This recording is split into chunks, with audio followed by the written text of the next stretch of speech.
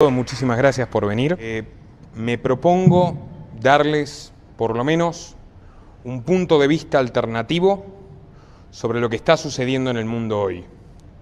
No podemos entender el avance del feminismo autoritario o de los lobbies LGBT o de la industria de la falsa denuncia o del intento de estatizar el aborto sin comprender sus vínculos con otros fenómenos que tienen que ver con el mundo actual y que están presentes en nuestra vida cotidiana, incluso a veces sin que nos demos cuenta.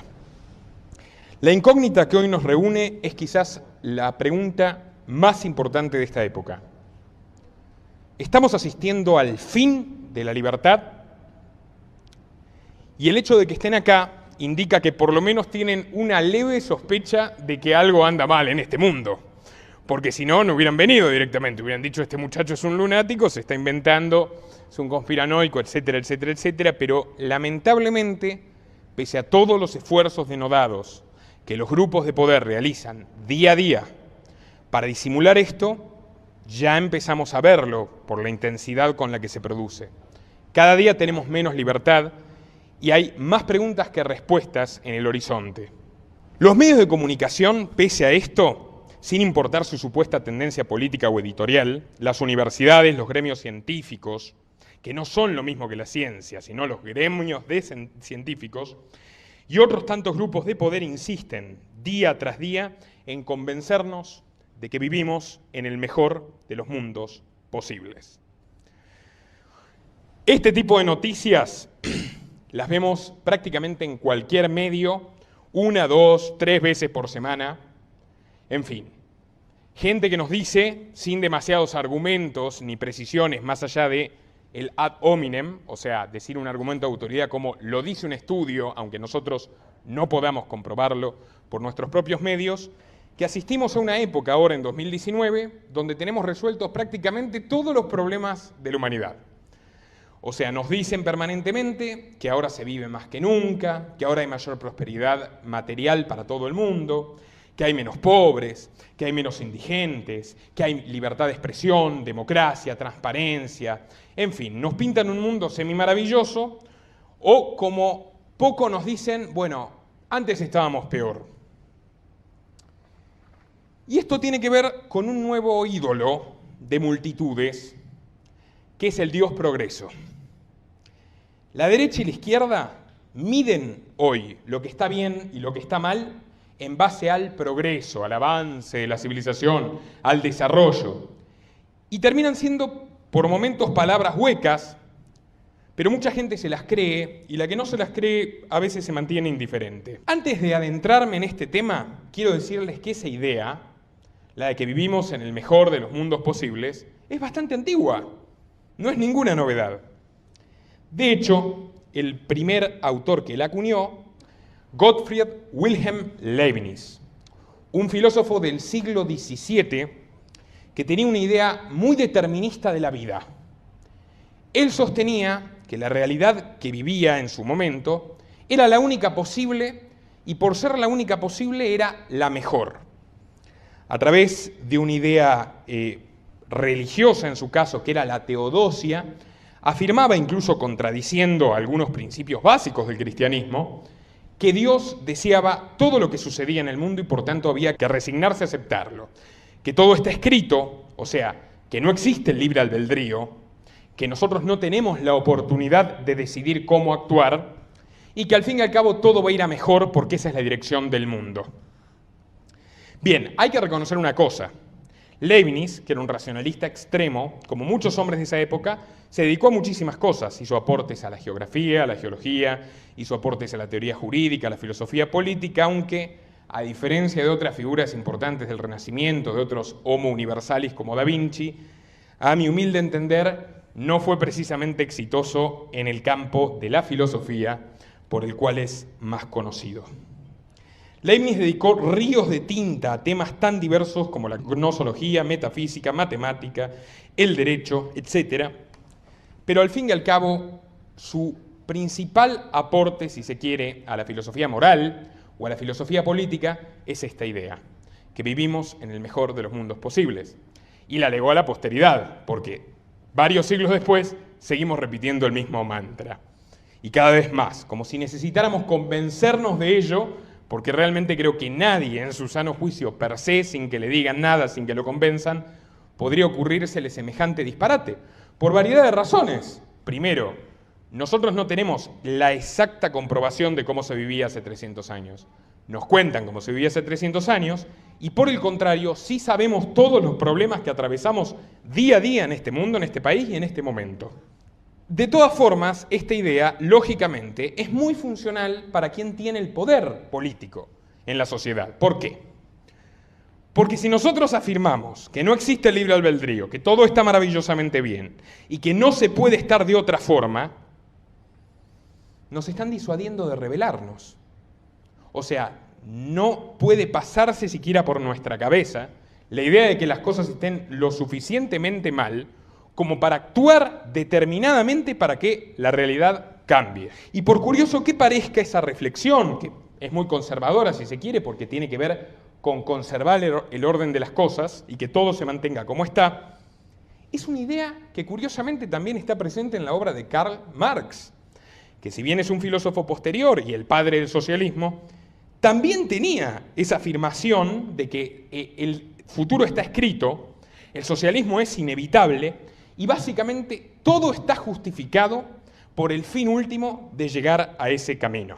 Hoy los denominados progresistas, que son no comisarios soviéticos, sino fundamentalmente multimillonarios estadounidenses y de distintos países occidentales, como todo régimen despótico, también necesitan convencernos de que no hay alternativa. Es esto o el caos, el desastre, la Edad Media, el fin de los tiempos, la guerra, la hambruna y muchas otras falacias por el estilo.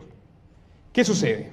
El pasado es una alternativa al orden presente y a cualquier orden, o sea, si nosotros vivimos en una sociedad que tiene determinadas instituciones, determinados intereses que son favorecidos por esas instituciones, inequidades o injusticias de cierto tipo, pero que tienen que ver con esos intereses, si decimos, bueno, retrocedamos, o incluso si decimos, no, cambiemos esto, que es lo que más me interesaría a mí, en cualquier caso estamos proponiendo una alternativa al poder que nos gobierna realmente, y por tanto es peligroso. Esto no lo descubrí yo. Ya Voltaire, un famoso filósofo francés, que por cierto, además era un gran prosista, un gran escritor, contemporáneo a Leibniz, ridiculizó este optimismo exacerbado, funcional al poder de turno, en Cándido. Una divertida novela filosófica que se las recomiendo porque es se puede leer bastante gustosamente, digamos, tiene una prosa muy digna, donde a lo largo de distintos episodios, el joven Cándido, junto a su tutor Pangloss, el doctor Pangloss, un filósofo que encarna a Leibniz en ese libro, atraviesan muchas aventuras, ¿no? Aventuras desastrosas incluso. Y Pangloss, o sea Leibniz, permanentemente dice, bueno, está bien, no importa lo que suceda, una catástrofe natural, una injusticia brutal, bueno, tenemos que estar satisfechos porque esto podría ser peor y al fin y al cabo estamos en el mejor de los mundos posibles. O sea, se burla permanentemente de esto y bueno, para ilustrárselo, quiero compartirles mi pasaje favorito de esta obra. Cuando se acercaban a la ciudad, Cándido y Pangloss se toparon con un negro tumbado en el suelo, al que le faltaban la pierna izquierda y la mano derecha. «Dios mío», dijo Cándido, «¿qué haces allí, amigo mío, en tan terrible estado?» «Estoy esperando a mi amo, el señor Van der Burg, el famoso comerciante», contestó el negro. «¿El señor Van der Burg», dijo Cándido, «te ha tratado así?» «Sí, señor», dijo el negro, «eso es lo habitual. Como única vestimenta nos dan un calzón de tela azul 2 veces al año. Al que trabaja en las azucareras y la muela le pilla el dedo, se le corta la mano. Al que huye, se le corta la pierna. Yo he vivido ambas situaciones. En Europa se come azúcar a ese precio, el de la sangre inocente. Sin embargo, cuando mi madre me vendió por 10 monedas en la costa de Guinea, me decía, «Querido hijo, bendice a nuestros ídolos, adóralos siempre, harán que vivas feliz. tienes el honor de ser esclavo de nuestros señores blancos y con ello procuras la felicidad de tu padre y de tu madre. Qué lástima, no sé si conseguí hacerlos felices, pero ellos no consiguieron que lo fuera yo. Los perros, los monos y los loros son 1000 veces menos desgraciados que nosotros. Los curas holandeses que me han convertido repiten todos los domingos que nosotros somos hijos de Adán, los blancos y los negros. No busco explicaciones genealógicas, pero si esos predicadores dicen la verdad, todos somos parientes. Sin embargo, debéis admitir que no se puede tratar de peor manera a los parientes. «Oh, Pangloss», exclamó Cándido, «tú no habrías sospechado semejante espanto. Se ve que no tendré más remedio que renegar de tu optimismo. ¿Será que realmente no vivimos en el mejor de los mundos posibles?» «¿Qué es el optimismo?», preguntó el negro. Y Cándido contestó, al fin, iluminado, «es obstinarse a defender con vehemencia que todo está bien cuando todo está mal». Voltaire, por esta obra, por sus críticas a los vicios de su época, incluyendo la esclavitud, los excesos brutales de los imperios europeos en nuestro continente y en 3/4 del planeta, la persecución religiosa y muchas otras injusticias, pasó 1 año en la Bastilla, preso. Bien, estamos hablando, repito, del siglo, en el caso de Voltaire, siglo XVII-XVIII. Hoy tenemos a Julian Assange, el creador de Wikileaks, quien al igual que Voltaire se esforzó por quitarnos la venda de los ojos y mostrarnos con datos concretos y objetivos que vivimos en la era del ardid, en la era de la mentira, que el siglo XXI no está exento de viejas prácticas genocidas y nuevas formas de esclavitud. ¿Y dónde está Assange? Preso y muriéndose de a cuotas. ¿Por qué? Por cumplir su rol como periodista. ¿Y dónde? En Inglaterra. ¿Y a dónde será extraditado? A Estados Unidos. Los supuestos países libres, de donde por cierto provienen todas las leyes de género, directa o indirectamente, y sin duda el dinero que financia a la realidad que hoy vivimos. Y sin embargo, muchos impostores se empeñan en convencernos de que son el modelo a seguir. Bueno, para despedirnos de mi amigo francés, de Voltaire, lo citaré por última ocasión. Para saber quién gobierna sobre ti, dirige tu mirada a quienes no estás autorizado a criticar. Entonces, sabemos que en el 2019, o por lo menos quienes nos molestamos en investigar a fondo estas cuestiones, pagamos los impuestos más altos de la historia, pero no solo en Argentina, también en todo el mundo. Los estados han alcanzado proporciones gigantescas y aún así no les alcanza lo que nos extirpan a nosotros y necesitan más. Necesitan deuda, por ejemplo. No sé si sabían que nosotros estamos atravesando, por supuesto, una situación crítica. La deuda en Argentina representa el 80% de nuestro Producto Bruto Interno, la deuda externa. Pasó más o menos del 20% al 80% en estos últimos 3 años. Es una barbaridad. El Producto Bruto Interno es toda la riqueza que se produce anualmente en este país. Sin embargo, para nuestro país del tercer mundo, porque es lo que somos, una colonia lamentablemente, eso nos puede llevar al borde de la ruina. Sin embargo, en los Estados Unidos, la deuda total triplica el Producto Bruto Interno y esa es la misma cifra promedio a nivel mundial. Ergo, toda la riqueza, todo lo que se produce en un año en el mundo no alcanza para cubrir el 30% de la deuda. ¿A quiénes les debemos, me pregunto? ¿Cómo puede ser esto? Estas cosas suceden, por ejemplo, porque ya no tenemos moneda, pero no solo en la Argentina. Nosotros sabemos que este billete vale muy poco y el año que viene va a valer menos. Pero lo que la mayoría de los argentinos no saben es que este otro billete verde, que para muchos es quizás la máxima aspiración por razones nobles, que es ahorrar, que es resguardarse de que al día de mañana lo echen, que es tener un sustento en el futuro para su familia, para sus hijos, para sus seres queridos, también pierde su valor año a año.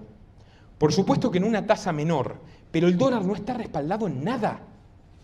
El dólar, desde 1971 a 1973, ya dejó de estar respaldado en oro. Y a consecuencia de ello, hola muchacho, a consecuencia de ello, todas las monedas del mundo que se respaldan en dólares, así mismo, le gustan los dólares al muchacho también, todas las monedas del mundo que se respaldan en dólares dejaron de tener un sustento material. Voy a ser claro, antes, cuando un gobierno emitía moneda, tenía que tener cierta cantidad de oro como reservas para respaldar esa moneda. O sea, no existía la maquinita y los políticos, que porque se les ocurre que tienen que gastar en lo que fuera, imprimen moneda y generan inflación. Ahora, ¿qué sucede? Cuando Estados Unidos pierde la guerra de Vietnam, luego de 10 años, donde aspiraban terminar con todo en 2 meses y no les salió bien, e incluso perdieron y se tuvieron que retirar humillados en el contexto de la Guerra Fría, empezaron a acontecer grandes cambios en el poder estadounidense. Desde el secretario de Estado, Henry Kissinger, que pasó de gobierno a gobierno, representó y representa a la élite mundial que está por detrás de los políticos, sugirió varias ideas para solucionar este problema que desafiaba el liderazgo de los Estados Unidos en Occidente. Una de ellas fue, para pagar los costos brutales de la guerra, los costos que el gobierno estadounidense tuvo que pagar por una guerra brutal y genocida que no llevó a buen puerto, eliminar el patrón oro. Algo que se venía haciendo gradualmente, y ya era una idea de Inglaterra también, pero se llevó a cabo precisamente en 1971. El dólar pasó a estar respaldado en confianza. O sea, se los traduzco. Esto es una estafa. Todas nuestras monedas son una estafa. Y esto es parte de un plan de dominio. Y el sistema es insostenible y hay cierta conciencia entre los dueños del sistema que es insostenible. Entre otras cosas porque la tecnología avanza muchísimo, pero no en beneficio de la humanidad, como nos quieren convencer, no necesariamente, sino destruyendo, por ejemplo, puestos de trabajo a un ritmo mucho más acelerado del que se crean.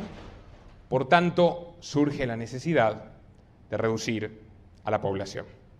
O sea, sobra gente para los dueños del mundo. No necesitan que la gente viva contenta y demás, y haga su vida, lleve adelante su proyecto, pueda tener una propiedad privada, pueda llevar adelante su proyecto de vida con libertad.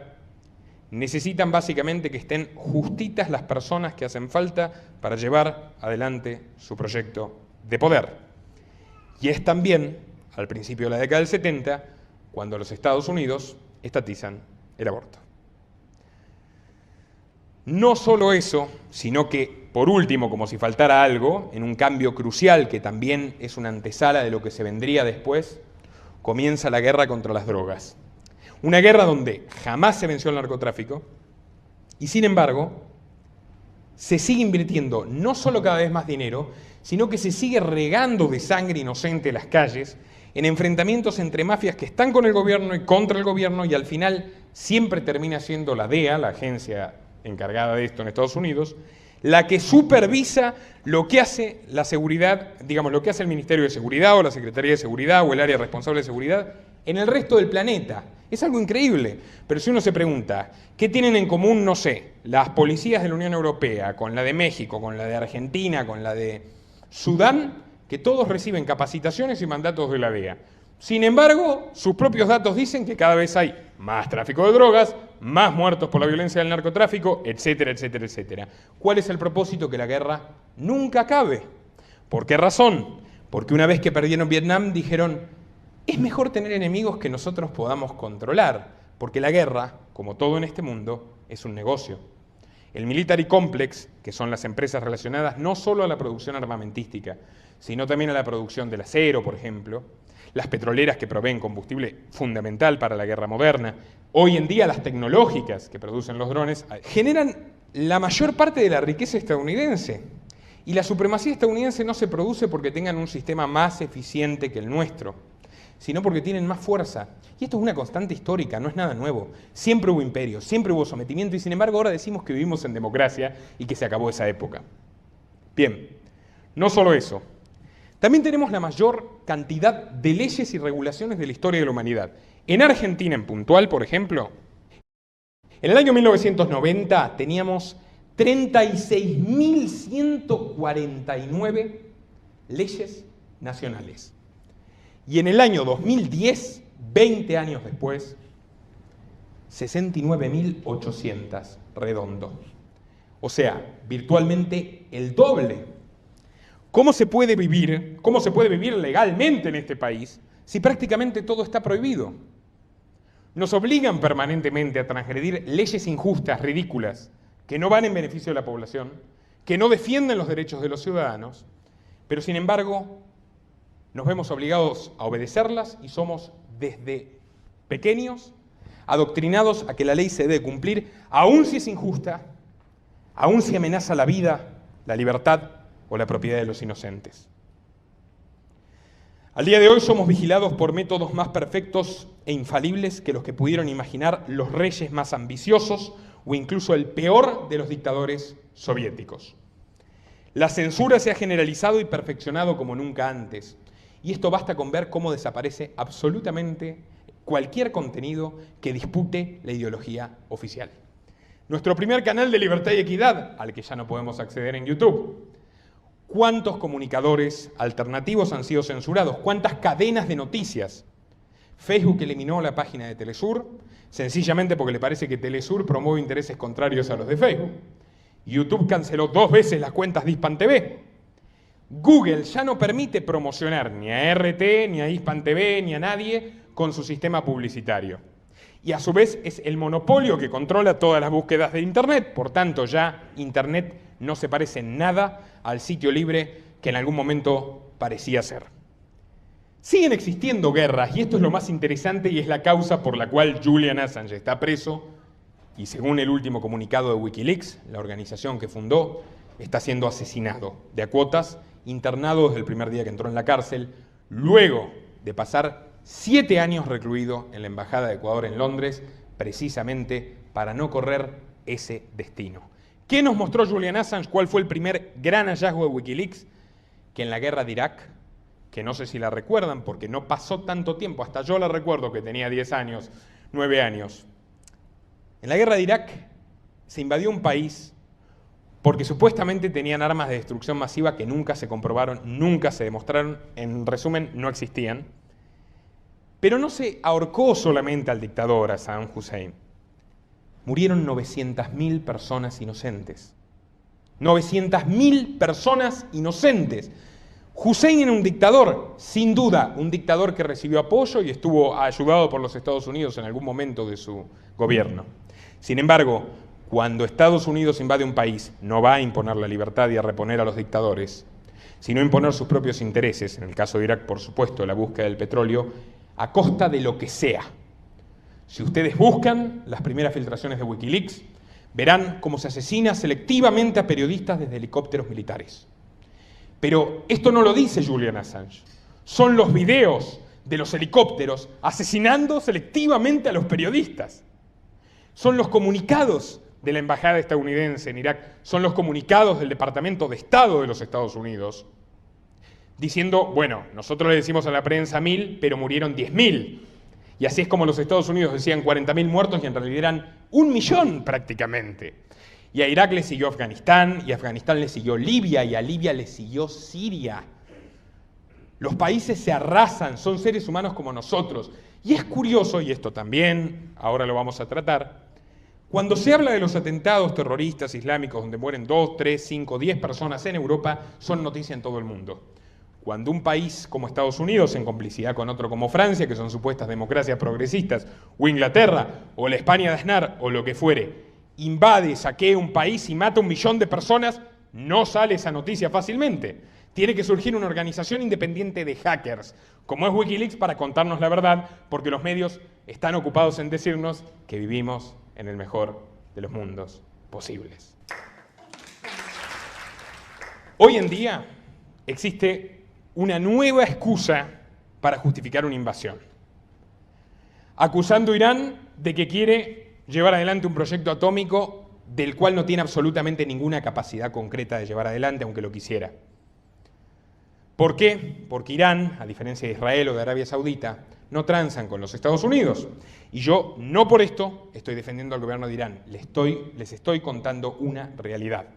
Hay en ciernes otra invasión. Y hay un señor, y esto permítanme decirlo, que es candidato en la Argentina y que usurpa el nombre del liberalismo porque no guarda absolutamente ninguna relación con la filosofía liberal, que dice incluso que la Argentina tiene que participar de una invasión militar a Venezuela. La dictadura venezolana la repudio, tomen nota, la repudio, la he criticado, pueden buscar a lo largo de los años todas las críticas que he realizado. Pero si se invadiese Venezuela y si para colmo este país tuviera la innoble participación de acompañarlo de algún modo, les puedo asegurar que a lo sumo linchan a Maduro. De Maduro para abajo, como ha sucedido con todos los regímenes derrocados, esos políticos van a pasar a ser del nuevo partido gobernante que apoye a los Estados Unidos. Y los muertos van a ser civiles. Como lo son ahora, pero no 3.000, 1.000.000. Nadie se molesta en discutir estas cuestiones. Por el contrario, la mayoría de los medios elige el camino de Pangloss, repitiendo como un mantra una y otra vez: estamos bien, estamos bien, estamos bien. Es la mentira madre de todas las demás mentiras que configuran el sistema en el que vivimos, que es esencialmente una gran ficción. Una ficción berretizada, porque cambiamos a Leibniz por personajes, no sé, Steven Pinker, no sé, gente que realmente no tiene demasiada talla intelectual. Malena Pichot. Esos son los nuevos referentes morales y filosóficos de este tiempo. En términos generales, tras las supuestas democracias capitalistas y progresistas que entusiasman a los medios y por supuesto a su gran sponsor, George Soros, entre otros, y a sus empleados argentinos que van de nuestro presidente a Victoria Donda, pasando por Espert por supuesto, se esconde una forma de totalitarismo mucho más sutil y eficiente que las que vimos en el pasado. Y no soy el primero en advertirlo. Y por eso dediqué mi conferencia anterior, Viviendo la distopía, a rescatar las profecías de visionarios como George Orwell y Aldous Huxley, que hablando mal y pronto se la vieron venir. Porque si bien son novelas, e incluso hoy curiosamente algunos colegios se las dan a los niños como si fueran novelas de ficción, son en realidad pronósticos de lo que veían que sucedería con la humanidad, advertencias de que las cosas iban mal y a peor, y que podíamos llegar en algún momento a haber perdido el grueso de los derechos que costó siglos conquistar. Orwell y Huxley eran dos personas muy diferentes. Lo único que tenían en común era que los dos eran británicos en una época de transición donde el sanguinario imperio británico fue reemplazado por el sanguinario imperio estadounidense y del otro lado del mundo por la sanguinaria Unión Soviética. George Orwell era de un hogar obrero, su oficio era el del periodismo y en su juventud era socialista. Se sentía atraído por las ideas que hablaban de una mayor justicia social y una mejor distribución de la riqueza. Primero socialdemócrata, después simpatizó con el comunismo y trabajando en la BBC, la principal agencia de noticias de Inglaterra hasta el día de hoy, fue enviado como corresponsal a la Guerra Civil Española, en la década del 30. Y Orwell pudo ver en primera persona cómo los comunistas no solo masacraban inocentes, sino que masacraban a sus propios aliados. Por ejemplo, a Buenaventura Durruti, un líder anarquista. Siendo además comunistas y socialistas, el gobierno y ostentando la superioridad militar en su día, perdieron la guerra por matarse entre ellos y robar hasta lo último que quedó disponible. Orwell ya había escrito en ese entonces un libro que se llama Mi Guerra Civil Española, donde dice: yo sabía que los medios omiten la verdad, pero no sabía que eran capaces de inventar realidades exactamente opuestas a las que sucedieron. Años después, en 1948, escribió 1984. Una novela distópica que anticipaba que para ese año el mundo no iba a ser para nada parecido al que conoció Orwell en su juventud, iba a ser aún peor. Pero no escribió 1984 basándose en los nazis o en los comunistas. Lo escribió basándose en las supuestas democracias occidentales que empezaban a llevar adelante prácticas autoritarias e incluso totalitarias, pero que a través de su discurso republicano de instituciones y de derechos humanos y de libertad de expresión, que no es tal, lograban disimularlo y conseguir que la gente lo acepte a cambio de un poco más de consumo o la ilusión de bienestar o lo que fuera. En 1984... hay una sociedad completamente sometida al gobierno del Zosing, partido socialista que ha conseguido la hegemonía absoluta, que tiene no solo hay una ideología única en el Estado, sino que además todos los ciudadanos tienen que obedecer genuflexamente a las leyes porque son perfectamente vigilados. Algunos de los conceptos que Orwell trata en el libro, en esta sociedad que él imagina como lo contrario a una utopía, eso es la distopía, no es el sueño de lo mejor que podría suceder, sino la pesadilla de lo peor que nos puede pasar. Y él anticipa que para implantar una dictadura totalitaria en Occidente van a tener que acudir, por ejemplo, a un mecanismo de adoctrinamiento que se llama doble pensar en el libro. ¿Cuál es el gran lema de la sociedad que pensaba Orwell? La ignorancia es la fuerza, la guerra es la paz, la libertad es la esclavitud. O sea, las palabras deben necesariamente perder su significado para poder perpetrar un proyecto totalitario, porque si no tenemos palabras y no tenemos definiciones claras, nos es muy difícil pensar, y si nos es muy difícil pensar, es muy fácil que seamos sometidos. Y hoy me pregunto, en vista de la realidad, teniendo un señor que se dice liberal y apoya a corporaciones oligopólicas que no compiten, teniendo a señores que se llaman comunistas o socialistas pero son financiados por bancos, teniendo a gobiernos que se dicen de centroderecha como este y sin embargo impulsan la agenda progresista, ¿no será que estamos cerca del doble pensar? Otro de los elementos característicos de la perversión de la lengua, que pensaba Orwell que era indispensable, repito, para perpetrar esa dictadura atroz, es lo que en el libro llama Newspeak, neolengua, la modificación del lenguaje. En la novela, una de las cosas que inquietan al personaje principal, Winston Smith, una persona del común, profundamente insatisfecha con la vida que lleva, pero que se ve obligada a fingir, por supuesto, que está muy contento con el sistema en el que vive para no terminar mal, es la modificación no solo de las palabras, sino la eliminación de ellas.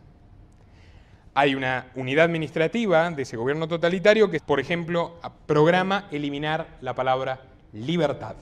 Porque si eliminamos la palabra libertad y ya no podemos nombrar la libertad, va a ser difícil discernir ese concepto. Y 3 o 4 generaciones después, sencillamente no va a existir la necesidad de libertad. En esta época, poco a poco, y casi de una manera que nos puede producir entre asco y risa, se han ido suplantando el significado de las palabras y de las frases por otro que suena más elegantemente, más sutil, más suave, ¿no? Más progresista, políticamente correcto. Por ejemplo, no hubo un proyecto de estatizar el aborto, hubo una ley de interrupción voluntaria del embarazo. Hoy hablamos de violencia de género y es un concepto totalmente reciente. Hay un estudio que demuestra que en el año 2008 solamente hubo 3 noticias en los principales diarios de la Argentina que utilizaron el término violencia de género. Y en lo que va del 2019 hubo 738. Fíjense cómo se empieza a instalar un concepto que es completamente errado, porque el concepto de violencia de género, y esto lo pueden buscar porque es así mismo como lo definen las feministas, alude a que cualquier delito cometido contra una mujer es por razón de su sexo, de ser mujer. O sea, no tiene que ver ni con que hay delincuentes en todas partes, no tiene que ver con motivaciones de envidia, de odio, lo que fuere, no. A las mujeres se las mata por ser mujeres y por tanto la violencia de género es unidireccional. Si una mujer mata a un hombre, no es violencia de género. Por otro lado, si nos ponemos exquisitos, la palabra género utilizada para definir la identidad sexual de las personas también es sumamente reciente. Hasta hace no muchos años, solo había una palabra para definir eso y era sexo. Se podía ser hombre o mujer, se podía ser hombre heterosexual o hombre homosexual, o mujer heterosexual o mujer homosexual, pero no, nadie se le ocurría en su sano juicio decir que existen 112 géneros, que es lo que hoy afirma la Organización Mundial de la Salud, que viene a ser más o menos como el Ministerio de Salud del mundo. Es la división de la ONU encargada de regular absolutamente todo lo que tiene que ver con la medicina y con la ciencia médica en el planeta. Y ese mismo organismo que en 1990 decía que los homosexuales eran enfermos, cosa con la que no estoy de acuerdo, dice ahora que existen 112 géneros. Y no es un chiste, búsquenlo, lo van a encontrar en la página de la Organización Mundial de la Salud. 112. Es increíble, pero bueno. Otro elemento característico de la obra de Orwell, y que para mí es crucial en estos días, y veo que muchos aquí, incluido yo, somos víctimas o cómplices de ello, eran las telepantallas. En el año 1948 fue escrito este libro. No existía, o por lo menos no estaba generalizado el uso de la televisión de uso doméstico. Pero Orwell profetizó que para poder controlar perfectamente a los ciudadanos, por supuesto, no se les puede permitir que tengan intimidad. O sea, no puede haber ningún lugar donde no entre el Estado. En tu casa tiene que estar el Estado, encima tuyo tiene que estar permanentemente. Entonces Orwell dijo, van a crear unas pantallas, las van a poner en la casa de cada gente y desde esa pantalla las va a vigilar el gobierno. Y van a recibir a su vez la propaganda que el gobierno les quiere lanzar. Yo creo que no está muy descaminado. Les voy a contar una cosa. Samsung, la empresa, alerta, dado que recibió múltiples acusaciones, en un comunicado oficial que la gente no tiene que tener conversaciones privadas enfrente de sus televisores porque serán grabados permanentemente. Y ellos aducen que los televisores graban a las personas para precisamente, digamos, diagramar o familiarizar el sistema con las búsquedas por voz, etc. Pero la realidad es que incluso, y lo dice el comunicado de Samsung, no me lo estoy inventando, pueden buscar la noticia, incluso en los medios hegemónicos la publicaron por lo extravagante que parece, y es así, incluso apagados los televisores inteligentes espían a los usuarios. Búsquenlo. Lo dice la CNN, no me lo inventé yo. Más allá de eso, proliferan las cámaras de vigilancia en toda la Argentina. Un ejemplo concreto, en mi ciudad natal, en el sur, en Bariloche, en la Patagonia, en el año 2015 había 4 cámaras de vigilancia. 4. ¿Saben cuántas hay ahora? 87. ¿Y ustedes creen que hay menos delitos en Bariloche? No, cada vez hay más. En la ciudad de Buenos Aires, Rodríguez Larreta, que es el activista feminista número 1, después lo vamos a hablar, ha decidido, precisamente con la excusa de decir que la mitad de las mujeres han sido víctimas de acoso, de abuso. En el transcurso del último año, ha multiplicado, ha triplicado el número de cámaras en la ciudad de Buenos Aires y precisamente con un sistema de cámaras inteligentes de reconocimiento facial que están generalizadas, por ejemplo, en China. Así que en China, con su partido comunista, partido único, etcétera, eso es repudiable. En la Argentina, que está actualmente aliada con los Estados Unidos, es para defender la seguridad. Y yo me pregunto, ¿la seguridad de quién? Porque si uno le pregunta a los porteños, ni siquiera hay que preguntarle. O sea, yo vi 2 robos en el mismo día en Constitución. Entonces, ¿para qué sirven las cámaras? ¿Para vigilar a los delincuentes o para vigilar a los ciudadanos? ¿Los ciudadanos son tratados como delincuentes? Bueno, y sin ir más lejos, aquí, en este país, fue adquirido el sistema de vigilancia masiva Pegasus. Y de eso sí que estoy seguro, no se van a haber enterado de qué es. Y tiene sentido porque ni siquiera los medios que se dicen opositores publicaron absolutamente nada al respecto. Pegasus es un programa de espionaje masivo desarrollado por la agencia NSO Group, una empresa privada constituida por ex agentes del Mossad, que es el servicio de inteligencia israelí. A través de este programa adquirido por el Ministerio de Seguridad, en cabeza de la ministra Patricia Bullrich, en el año 2017, y con el motivo de la visita presidencial del primer ministro israelí Netanyahu al país, se puede interceptar las cámaras y los micrófonos de absolutamente cualquier dispositivo, sea un celular, una computadora de escritorio, una notebook, un televisor inteligente. Y no solo eso, este sistema fue adquirido, y un periodista, si quieren, hasta Cualún, que como yo lo sabía, y lo sabían prácticamente todos los periodistas con los que trataba, y todos los programas a donde iba, y sin embargo, nadie lo mencionaba. Con lo cual digo, bueno, afirmaban que no había pruebas suficientes. Pero por si faltaran pruebas, al año siguiente, en el 2018, el senador Rodolfo Urtubey, supuestamente opositor, colocó en la reforma, el proyecto de reforma del Código Procesal Penal, 2 artículos muy bien camuflados entre los restantes 600. ¿Y qué pretendían esos dos artículos? Legalizar el uso de Pegasus por parte del Poder Ejecutivo sin orden judicial. Traduzco, que a cualquiera de ustedes, el gobierno, por la razón que sea, les intercepta el teléfono y eso además sea legal. O sea, por supuesto, si compraron este sistema uno presumirá es porque lo usan. Pero no solo querían conformarse con usarlo, sino con legalizarlo. Y este proyecto totalitario, el de Pegasus, recibió media sanción en el Senado. Y votó no solo el macrismo, sino grupos supuestamente opositores. Y ningún medio, ni siquiera los kirchneristas, que tanta laraca hacen, salió a decir nada. Y me vi en la obligación de contactar a la empresa que realizó el software y pedirle un informe, porque como es una empresa privada, los clientes le da perfectamente, y redactar un informe respecto a la adquisición, con la información que, les repito, ya estaba disponible entre los periodistas de la Argentina, y nadie publicaba, y redacté un informe de 73 páginas. Yo, solo. ¿Creen que me ayudó Horacio Verbitsky? No. ¿Creen que me ayudaron las Madres de Plaza de Mayo? Tampoco. ¿Creen que me ayudó alguno de los organismos que dicen defender los derechos humanos? No. Yo se lo mandé a los distintos grupos parlamentarios opositores en los bloques de la Cámara de Diputados, copia de escribano, no vaya a decir que se perdió la cartita o no la recibieron, cartita, un paquete así.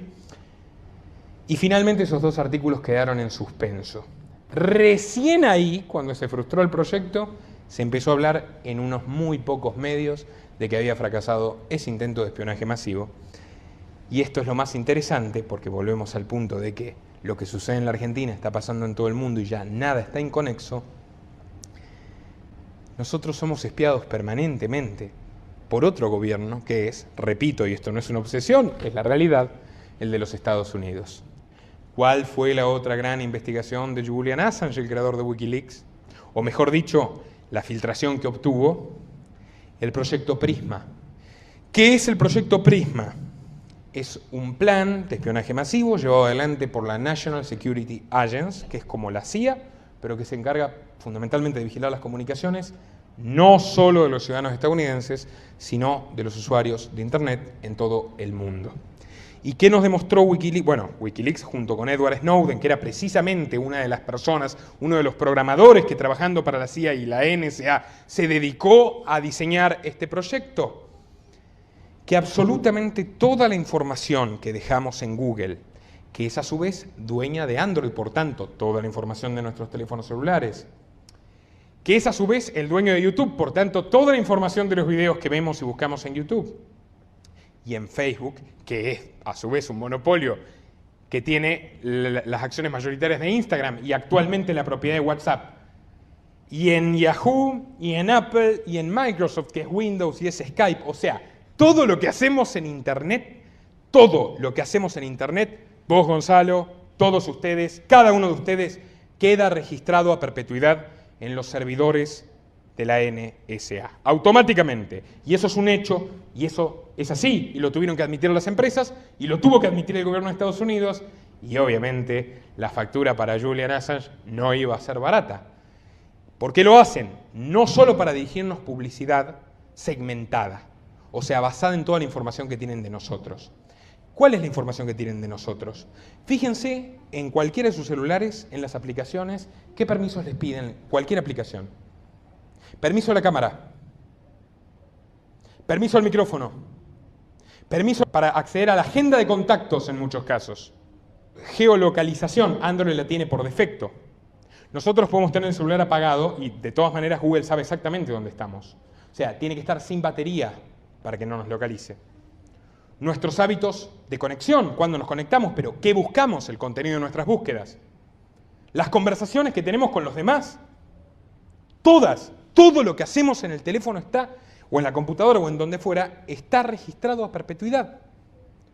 No solo para enviarnos publicidad basada en lo que compramos, en las películas que vemos, en la música que escuchamos, en nuestras simpatías políticas, hasta en lo que miramos para reírnos, sino por supuesto para conocernos mejor de lo que nos conocemos nosotros mismos.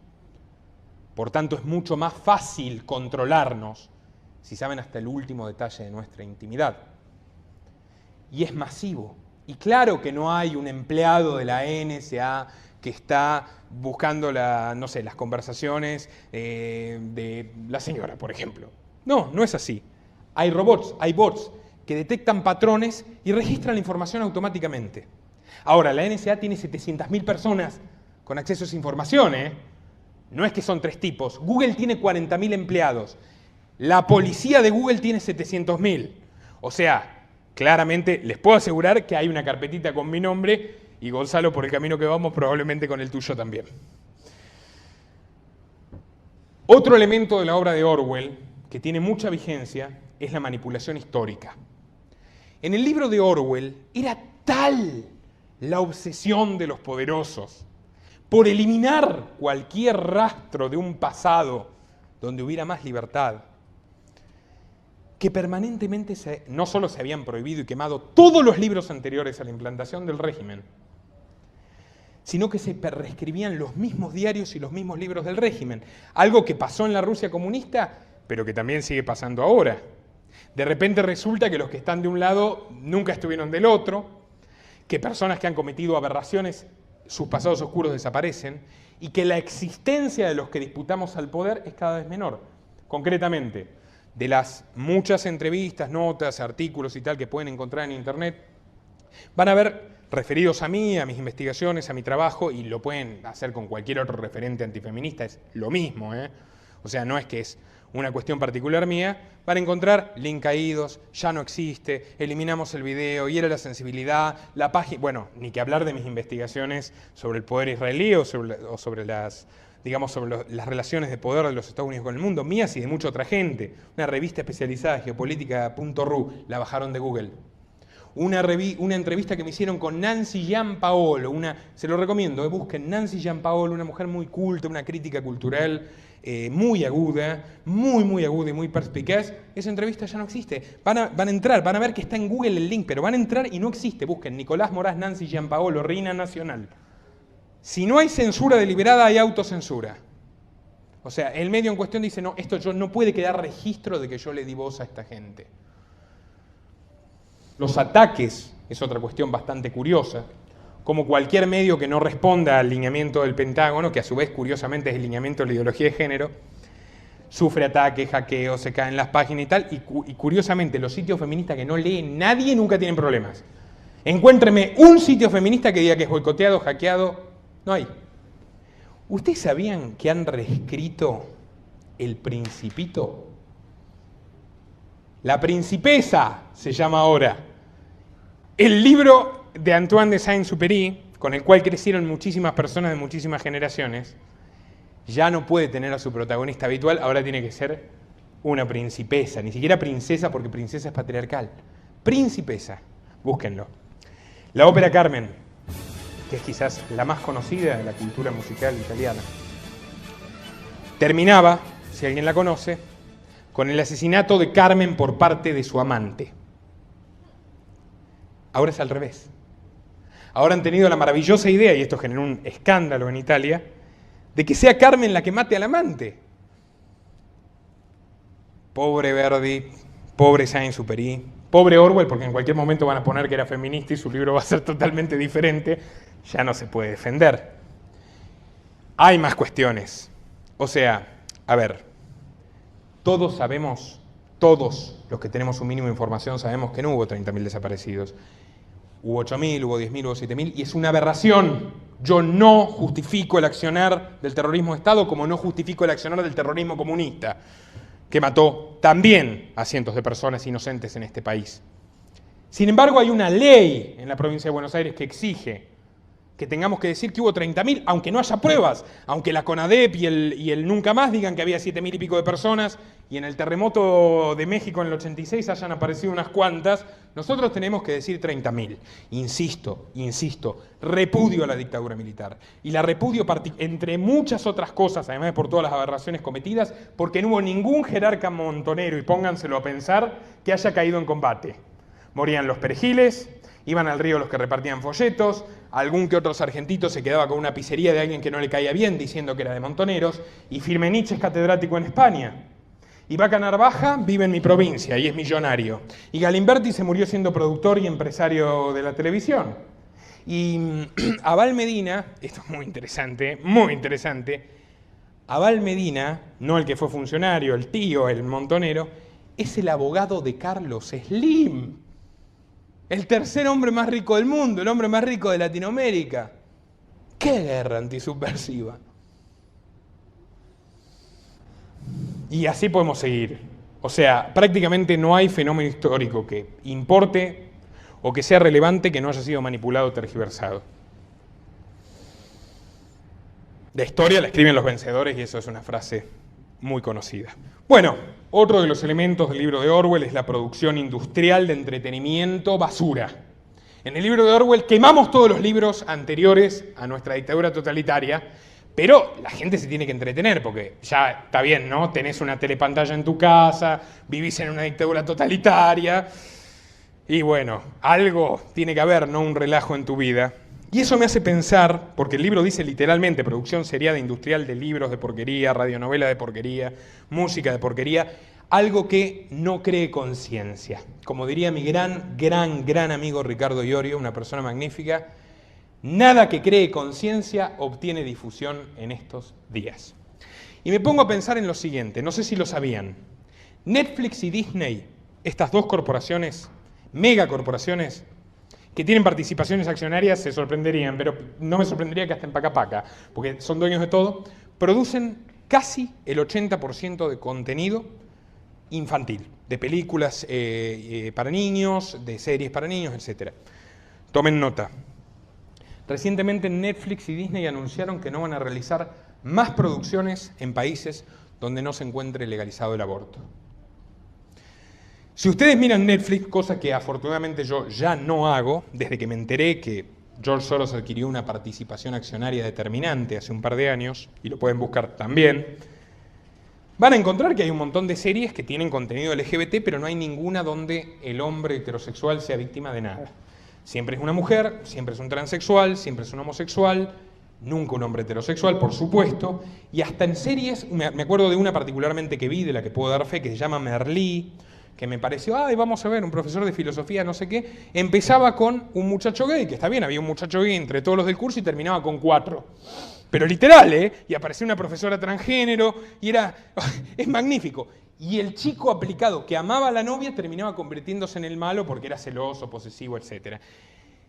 Y a nosotros nos puede parecer, fundamentalmente a los que no solemos dedicarnos a ver series de Netflix, bueno, esto es una estupidez, ¿hay quién se lo cree? Bueno, si desde los 5 años hasta los 20 años estás consumiendo esto, probablemente te lo creas. Digo más, ahora hay señoras que miran telenovelas que tratan de estos temas. Señoras que antes le parecían aberrantes y ahora le parece mágicamente que lo normal es la transexualidad. Que insisto, y luego lo voy a explicar, no es una enfermedad, es una conducta de alguien que decidió eso. ¿Cuál es el punto? Nos la meten hasta en la sopa y están creando una figura institucional en la cual cualquiera que no sea heterosexual tiene privilegios legales y están creando un circuito de propaganda en el cual el hombre heterosexual o el varón heterosexual es malo per se y todo lo demás es un colectivo de víctimas. Y esto está en la IBE, esto está en todas partes.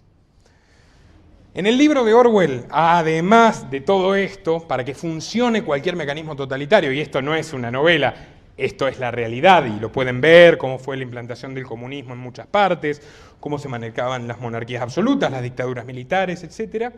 Era indispensable que existan buchones, alcahuetería.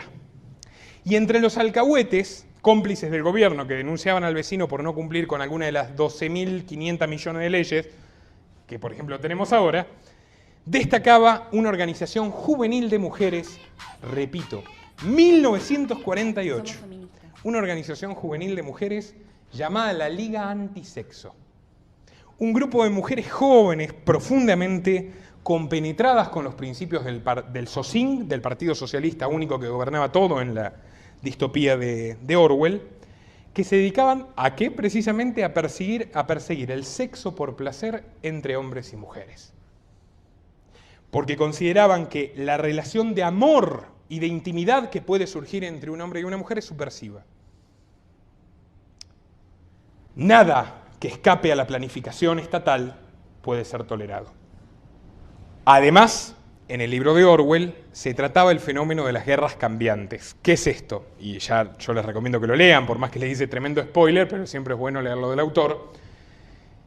El gobierno totalitario, que a su vez lo vamos a ver después, era un gobierno supranacional, tenía un enemigo, que era Asia, otro gobierno totalitario que él imaginó, supranacional, que después era el aliado. Y cuando se hicieron aliados, ¿qué hicieron inmediatamente? Borrar los diarios, borrar los libros que hablaban de ese pasado, y nunca nadie supo ni por qué eran enemigos ni por qué eran aliados, sencillamente lo eran. Y si bien nuestro país no tiene una guerra, quiero hacerlos reflexionar en lo siguiente. ¿No les sorprende esta vertiginosa campaña electoral? Tenemos un señor que era opositor, y de hecho era el jefe del bloque opositor en el Senado, y ahora es el candidato a vicepresidente. Tenemos otro señor que era el peor detractor de Cristina Kirchner, y ahora es el candidato a presidente de Cristina Kirchner, y la lleva como vicepresidenta. Tenemos a otro señor que se escindió del kirchnerismo y que ahora forma parte, y bueno, eso se lo podemos aplicar a cualquier grupo político, partido político. Y lo más raro es que a la gente ya no solo no le sorprende, no le interesa e incluso ni siquiera mella su apoyo a esos candidatos. O ni se acuerdan o ni quieren acordarse, pero el caso es que el adoctrinamiento está funcionando bastante bien. La última cosa que me gustaría destacar del libro de Orwell, antes de pasar al de Huxley y los puntos en común, es el de las autobombas. En el libro de Orwell había un estado de guerra permanente. Había un enemigo permanente y siempre estaban en guerra. Porque para mantener una población sometida de esa manera hay que decirle hay un peligro exterior y nosotros te estamos defendiendo. Como les digo, cambiaban de enemigo, pero guerra había siempre. Y curiosamente las bombas caían siempre que había algún problema más o menos que podía llegar a empezar a desestabilizarse un poco la situación de dominio del régimen. Siempre mataban inocentes y nunca un gran funcionario gubernamental. Y esto me recuerda concretamente algo que se llama Operación Nordhus. Y lo pueden buscar porque hasta la Wikipedia, como le digo yo, la Wikipedia, contiene información al respecto. La Operación Nordhus es un proyecto presentado por las más altas autoridades de los Estados Unidos al presidente en 1962. Que ya, bueno, había sido trabajado con anterioridad en la gestión de Eisenhower, etc. ¿Y en qué consiste la Operación Nordhus? Que ha sido desclasificada, o sea, esto el gobierno de Estados Unidos lo admite, no lo niega. Ahí ven, un classified, fue desclasificado, es un archivo oficial. El proyecto consistía en lo siguiente. Como era necesario justificar una invasión a Cuba para los intereses del complejo militar industrial, no precisamente para el de los ciudadanos norteamericanos, los generales tuvieron la brillante idea de decir, bueno, presidente, tenemos una idea, por ejemplo, ¿qué pasa si derribamos un avión civil tripulado por estadounidenses y le echamos la culpa a los terroristas cubanos? Eso es lo que dice la Operación Nordhus. Literalmente es eso lo que dice la Operación Nordhus. El ejército de Estados Unidos dijo, nosotros nos proponemos a derribar un avión civil con población estadounidense para echarle la culpa a los cubanos y justificar una invasión. ¿Se acuerdan del 11 de septiembre del año 2001? Una cosa muy interesante de la era de desinformación en la que vivimos, muy interesante y muy triste también, es que cuando alguien quiere buscar información sobre George Soros y sus manejos espurios, va a encontrar más fácilmente un blog donde hablen de los extraterrestres, los Illuminatis y los reptilianos, antes que la lista de aliados de la Open Society Foundation que yo revelé y absolutamente ninguno de los políticos involucrados negó. ¿Qué quiero decir? Que se mezcla en los pocos espacios donde hay información veraz que compromete al sistema con conspiraciones ridículas para luego decir, no, ¿qué es eso de que George Soros está implantando el feminismo en el mundo? Es una conspiración. ¿Qué es eso de que los bancos financian la ideología de género? Es mentira, ¿no? En realidad es una nueva forma de socialismo que nos azota. Sea socialismo, no sea socialismo, ya para mí las ideologías en ese sentido están muertas. Es un proyecto de poder global.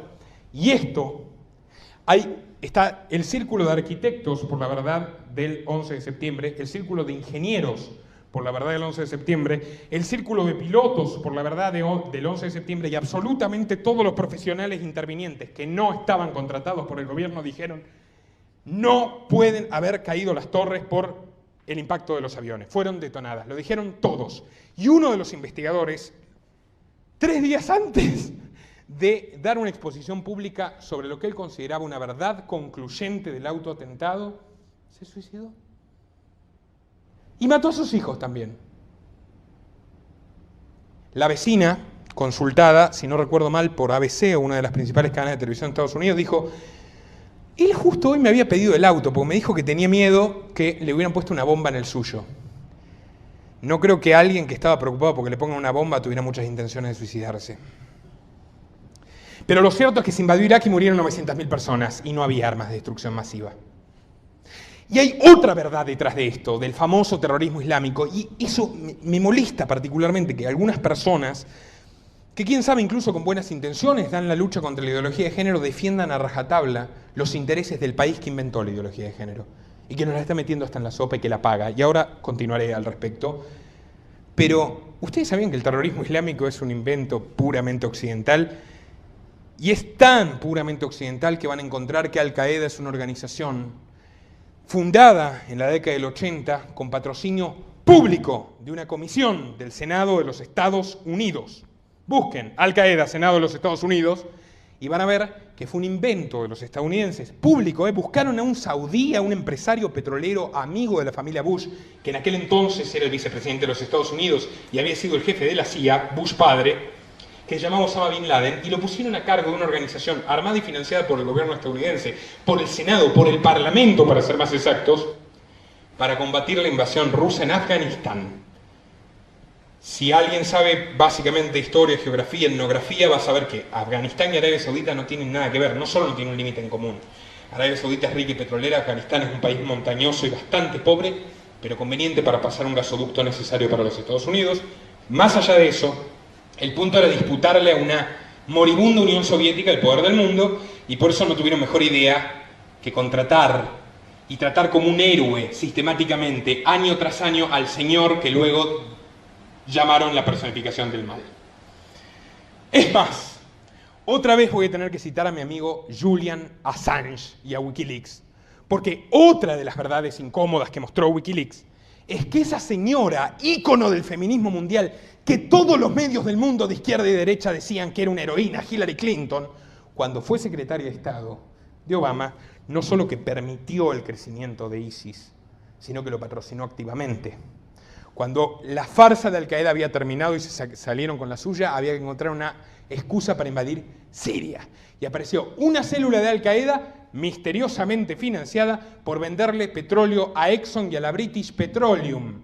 O sea, las zonas controladas por ISIS le vendían petróleo a las principales compañías petroleras de Estados Unidos e Inglaterra. Me sorprende particularmente tomando en cuenta que ahora Estados Unidos quiere que nadie le compre petróleo a Irán, porque supuestamente Irán fomenta el terrorismo, pero ellos le compraban el petróleo directamente a los terroristas, con los que decían combatir. Hay un libro del periodista ruso de investigación Daniel Stulin, que se llama Fuera de Control, donde documenta las transferencias bancarias que fueron realizadas por el gobierno de los Estados Unidos, trianguladas directamente a las cuentas de los terroristas islámicos. El abogado constitucionalista Glenn Greenwald, prestigioso columnista e investigador sobre temas de terrorismo, libertades civiles y privacidad, tiene un artículo en la revista Salón donde revela cómo el FBI se dedica a identificar dentro de las mezquitas de Estados Unidos a jóvenes potencialmente radicalizables y les deja las zonas liberadas y fomenta de mil maneras que realicen un atentado, porque los perjudicados del atentado no solo son civiles inocentes, sino que son doblemente perjudicados todos los ciudadanos del país en cuestión, porque para defenderlos del terrorismo le ponen cámaras hasta en el baño. Y esto pasa en Francia, siempre que hay un problema electoral hay un atentado, y el gobierno de turno se convierte en el héroe que defiende a la nación, y por suerte, gracias a la providencia realmente, nosotros no enfrentamos esa situación, pero no estamos tan lejos, no estamos tan lejos, porque tenemos una ministra de Seguridad, insisto, que no solo nos quiere vigilar a todos nosotros, sino que encarceló a 2 adolescentes musulmanes, no sé si lo recuerdan, porque su padre tenía armas del abuelo guardadas en un cajón.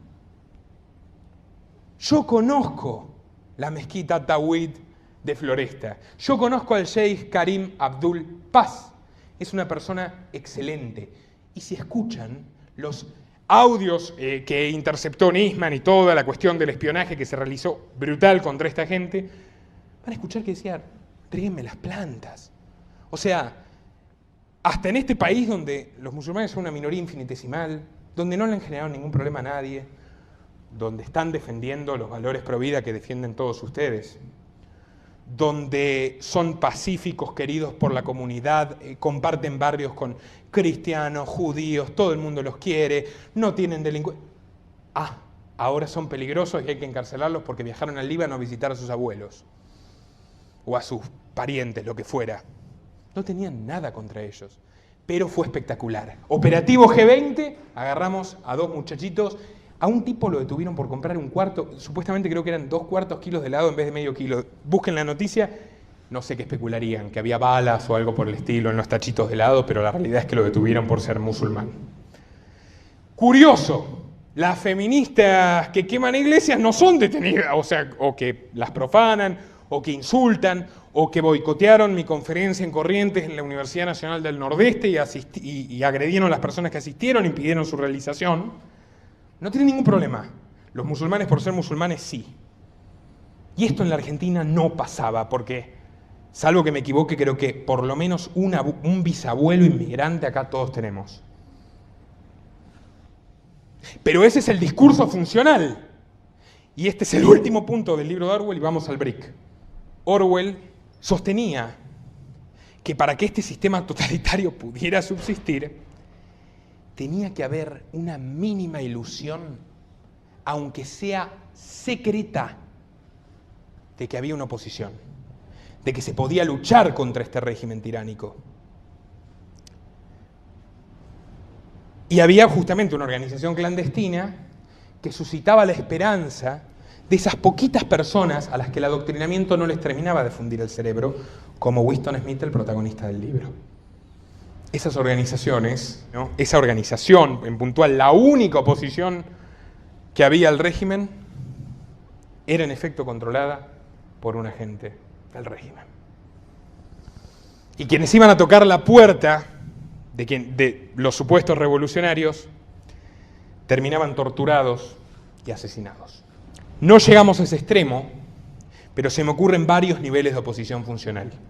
Un señor que acompañaba a Macri en la campaña del 2015 y que ahora trata de captar, por ejemplo, el voto de los descontentos, diciendo que hay que crear la idea argentina.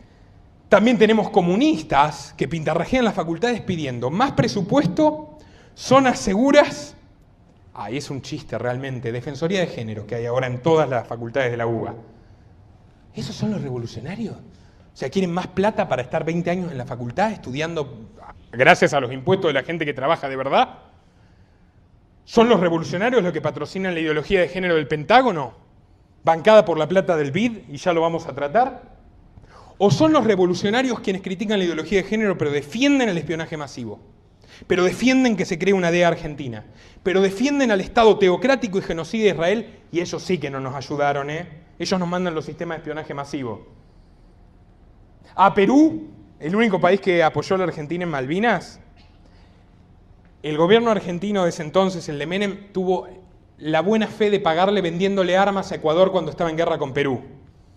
Pero ojo a Israel, no nos metamos con Israel, son grandes amigos, no sé por qué, Marcos Peña también va a homenajear a los soldados ingleses de Malvinas, no sé si lo sabían. El jefe de gabinete fue a homenajear a las víctimas inglesas en Malvinas. Bien, en definitiva creo que no tienen muy buen criterio para trazar alianzas, o acaso las alianzas no se trazan en virtud de la defensa de un país o de sus ciudadanos, sino de los intereses del poder. Si Orwell les pareció innovador, les conté, Orwell, hogar obrero, periodista, fue socialista, pero como era un hombre de buen corazón y vio el desastre que eran, se dio vuelta y predijo que ese Occidente que decía que era liberador y democrático iba a terminar peor que las peores dictaduras. Por favor.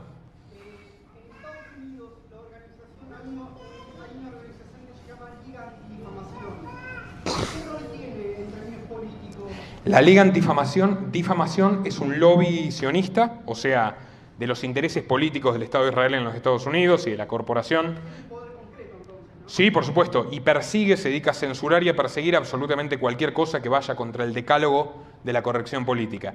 Antes la Liga Antidifamación solo combatía el antisemitismo y la discriminación a los judíos, comillas. ahora combate también, por supuesto, el patriarcado, el machismo. Básicamente se dedican a censurar gente y a hacerle juicios. Son todos abogados con mucha plata, subsidiados por las empresas más grandes del mundo. Eso es la Liga Antidifamación y es la peor porquería del planeta. ¿Vos crees que la Liga Antidifamación o las madres de Plaza de Mayo salieron a decir algo por Assange? No. Los zurdos estadounidenses, que se dicen liberals, que en inglés es como si fuera socialista, parte de toda esta destrucción del lenguaje que es común a todos los idiomas, son más fachos que Bush y que el peor de los republicanos. Y bueno, justamente esa es la izquierda estadounidense financiada por corporaciones que hoy es la dueña del mundo. Bien, Huxley. ¿Te contesté a tu pregunta? Perfecto. Huxley. Aldous Huxley, nada que ver con Orwell. Aldous Huxley lo único que tenía en común era que era inglés. Aldous Huxley era de familia rica, pero rica, rica. De aristócratas de muchas generaciones. Es más, su abuelo Thomas Huxley, que era Sir, fue un legislador muy importante en la Inglaterra victoriana, y su hermano mayor era un demente, ahora lo vamos a tratar a continuación, que es el creador del término transhumanismo. Entonces Huxley, que era el bueno de la familia, o sea, la oveja negra, creció rodeado de un montón de locos, precisamente que tenían el proyecto de dominar a la humanidad a través de la tecnología y de la ciencia, e incluso modificar biológicamente a las personas. Y eso le abrió muchas puertas a entender cosas que el común de la gente, incluso Orwell, no podía entender. Orwell no le da lugar a la ciencia, a la corporación científica en su libro, pero Huxley le da un papel central. Por eso cuando yo hablo de la realidad frente a estas novelas distópicas, digo que generalmente estamos en un punto medio, entre 1984 y Un Mundo Feliz. La novela de Huxley tiene un nombre interesante. En la novela de Orwell había gente desdichada. En la novela de Huxley, no. En la novela de Huxley también hay un estado totalitario mundial. Mundial. Punto en común. En el caso de Orwell son transnacionales. Hay 3 gobiernos en el mundo. En el caso de Huxley, Huxley dijo, no, acá va a haber uno. Abran bien los oídos. Había una razón para la felicidad de la gente. Y la razón para la felicidad de la gente en el mundo feliz de Aldous Huxley era que estaban drogados, pero no drogados por drogas prohibidas que persigue el Estado, sino por el Soma, que es una droga que suministraba el Estado absolutamente a todos para que se sientan permanentemente contentos, de que no hay nada de qué preocuparse, de que todo marcha de maravilla y está fantástico el régimen que tenemos. Y esto que les quiero mostrar es interesante. Miren, yo no soy ningún experto en química, pero veo cierto parecido entre esto y esto. Y la gente que sí sabe afirma que son estructuras moleculares más que similares. Esta droga, la metanfetamina, está prohibida en prácticamente todo el mundo, aunque fue también un invento de los laboratorios farmacéuticos, a los que nadie los penalizó por nada nunca. Esta otra droga se llama Ritalin. Es molecularmente muy parecida. Sus efectos en el organismo son muy parecidos. Sus efectos secundarios son muy parecidos. Sus afecciones a la salud por el consumo a largo plazo son muy similares. Porque básicamente son una sustancia casi idéntica. Mientras la metanfetamina está prohibida, 36% de los niños en los Estados Unidos en algún momento fueron sometidos a tratamientos con Ritalin. Si alguien vio Los Simpson, el capítulo donde Bart Simpson se convierte en drogadicto, es por el Ritalin. Y el Ritalin en Estados Unidos, vamos, a ver, en este país, ¿cuánta gente que conocen toma antidepresivos? ¿Cuánta gente que conocen se ha convertido, o sea, ha desarrollado una dependencia por distintas pastillas de curso legal que prescriben los psiquiatras y les terminan reventando el hígado y también reventando la vida como las drogas que son ilegales? Yo no digo que esas drogas tengan que ser prohibidas, digo que es una hipocresía descomunal que haya unas drogas prohibidas y unas drogas legales, también incluyendo el alcohol, que genera mucho más muertes, por ejemplo, que la marihuana, sin ir más lejos. Y esto tiene que ver con el sistema, y esto lo sabe Soros. Hay drogas que no convienen, y hay drogas que sí. El Ritalin conviene para disciplinar a los chicos. Ese invento infame al que llaman trastorno del déficit de atención, a lo que toda la vida durante 5 milenios se dijo un chico travieso, ahora es un enfermo. Y hay que drogarlo. Para eso, para tener a un chico secuestrado, como también en todo el mundo ocurre, de los 5 a los 18 años, para ser adoctrinado, por cosas que luego no recordará o solamente le quedarán las que tienen que ver con la disciplina, con obedecer, con no. Los drogamos. Eso es aceptable. Yo padezco de TDAH, que es trastorno por déficit de atención con hiperactividad e impulsividad, desde los 6 años. ¿No estás tomando la medicación? No, no la estoy No, tomando. porque es muy cara, lo acaba de decir. Si los viejos están deprimidos porque tienen el recuerdo de un mundo mejor, los drogamos. Soma. Soma es la droga de la felicidad que predijo Huxley. Y la suministra el gobierno. Hay otras drogas que quiere suministrar el gobierno y que tienen un interés económico muy importante, como el misoprostol. Por ejemplo, habrán oído nombrar del misoprostol, que es la droga abortiva, que ya estaban peleando los oligarcas de los laboratorios argentinos por quién conseguía la licencia monopólica para producirla. Y luego vamos a hablar porque esa misma droga, que es la que pretendían legalizar en el mismo proyecto de la IBE, es la que prácticamente mata a la chica embarazada a la que le salvó la vida a Rodríguez Lastra. Esa es la droga legal, la droga correcta, la droga que el Estado aprueba. Las que están prohibidas, no. Las que están prohibidas hacen mal, las que el Estado suministra están bien. Y es el Estado y son las corporaciones, porque lo que se llama hoy empresa privada es la constructora de Gonzalo, empresa privada es, no sé, el kiosco de cualquiera de ustedes, empresa privada es el tipo que labura, que compite, que se la banca, que tiene que soportar que lo liquiden con impuestos, que produce algo. Las corporaciones farmacéuticas viven de contratos monopólicos. Las corporaciones farmacéuticas viven de que en Argentina haya 5 veces más vacunas obligatorias que en Estados Unidos. Las corporaciones farmacéuticas viven a la larga de matar gente, y esto es muy interesante, porque lo que yo digo, se habrán dado cuenta, intento por lo menos que tenga fundamentos. A finales del año pasado, la universidad más prestigiosa del mundo, Harvard, tuvo que admitir que 31 estudios científicos publicados en revistas científicas, validados como verdad científica, de un médico llamado Piero Anversa, un cardiólogo, permítanme porque no tengo tan buena memoria, del hospital Brigham Women, perteneciente a Harvard, eran falsos. ¿Y a qué aspiraban estos estudios? A fundamentar que la experimentación con células madre podía regenerar el tejido del corazón. Lo cual, por supuesto, era un fantástico negocio para los laboratorios que trabajan con la investigación y la manipulación de células madre, pero resultó que no era así, que las personas que fueron sometidos a muchos de esos estudios les fue muy mal, y que con 10 millones de dólares que le entregó el Hospital Brigham Women a el gobierno federal de los Estados Unidos, la cosa no pasó a mayores. Lo echamos a este doctorcito, pero no se pongan a investigar el resto de nuestros estudios. Y recién lo hablaba con los muchachos. Hoy tenemos un relato que dice que la gente vive 80, 90, prácticamente 100 años, dentro de poco van a decir 120. La realidad no es así. O sea, a mí mi viejo se me murió a los 60. A mis mejores amigos, a unos mejores amigos que tengo a los 57. ¿Cuánta gente conozco? O sea, mi abuelo a los 54, ¿cuánta gente? Y no eran pobres, no eran indigentes, era médico mi abuelo. ¿Cuánta gente? ¿Cuántos cánceres hay ahora? Cáncer hubo siempre. ¿Cuántas enfermedades que no había hay ahora? Yo no hablo de lo que no sé, pero hay muchos estudios que cuestionan algunas de las estudios, incluso hay Nobeles que han cuestionado algunas de las hipótesis oficiales sobre el VIH, una enfermedad que hasta hace 35 años no existía.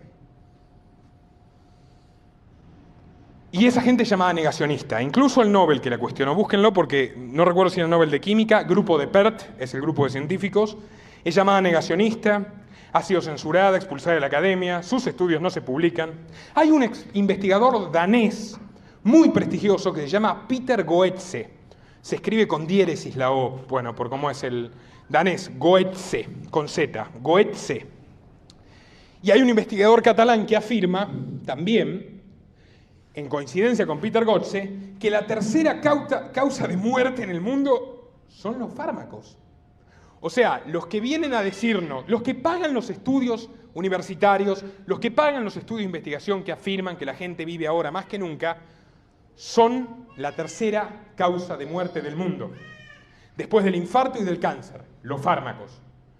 A ver, Es lógico, si los fármacos, si esas mismas... Bayer creó la cocaína, Bayer creó la heroína, la morfina es básicamente lo mismo que la heroína.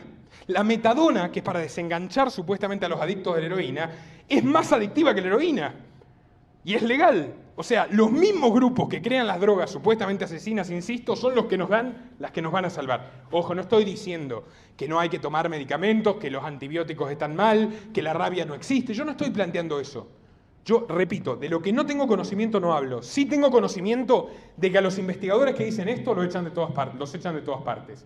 Y sí tengo conocimiento de que todos los estudios que afirman de que hay más esperanza de vida ahora son financiados o por gobiernos o por corporaciones farmacéuticas que tienen intereses en instalar esa verdad. Punto. Si quieren preguntar cuestiones técnicas, está la doctora Chinda Brandolino y tienen posiciones contrarias que dicen que no, que sí, que las vacunas son maravillosas, los fármacos son maravillosos. Yo no hablo de lo que no sé. Lo que sé es que a esta gente la marginan y que a los tipos que publican los estudios falsos ni siquiera los meten presos. Cuando incluso se comprueba que son falsos y muere gente por ello. Y a los que drogan a los niños, y acá en Argentina pasa, acá en Argentina hay un montón de chicos a los que les prescriben risperidona, cualquier droga destructiva, adictiva, que genera problemas metabólicos, que puede inducir a la diabetes, que deteriora, como todos los antipsicóticos, la materia gris, son legales y se las dan a los chicos. Y esa gente no tiene consecuencias. Y eso tiene que ver con que endiosamos a la ciencia. Reemplazamos el rol de los sacerdotes por el de los médicos. Y hay médicos buenos y hay médicos malos. Y hay maestros honestos y hay maestros malos. Pero el sistema está mal e invita a que la mayoría actúe mal. Por tanto, yo insisto en que no hay que endiosar porque vamos a terminar como con Huxley. ¿Qué decía Huxley? Era una dictadura científica la sociedad que previó Huxley. Huxley decía, esto les va a gustar, yo sé que les va a gustar, que en esa sociedad totalitaria los chicos no iban a tener padres. Todas las personas iban a nacer de probeta. Y la virtud de Huxley, que en eso lo hace un poco más iluminado aún que Orwell, es que lo escribió en 1930.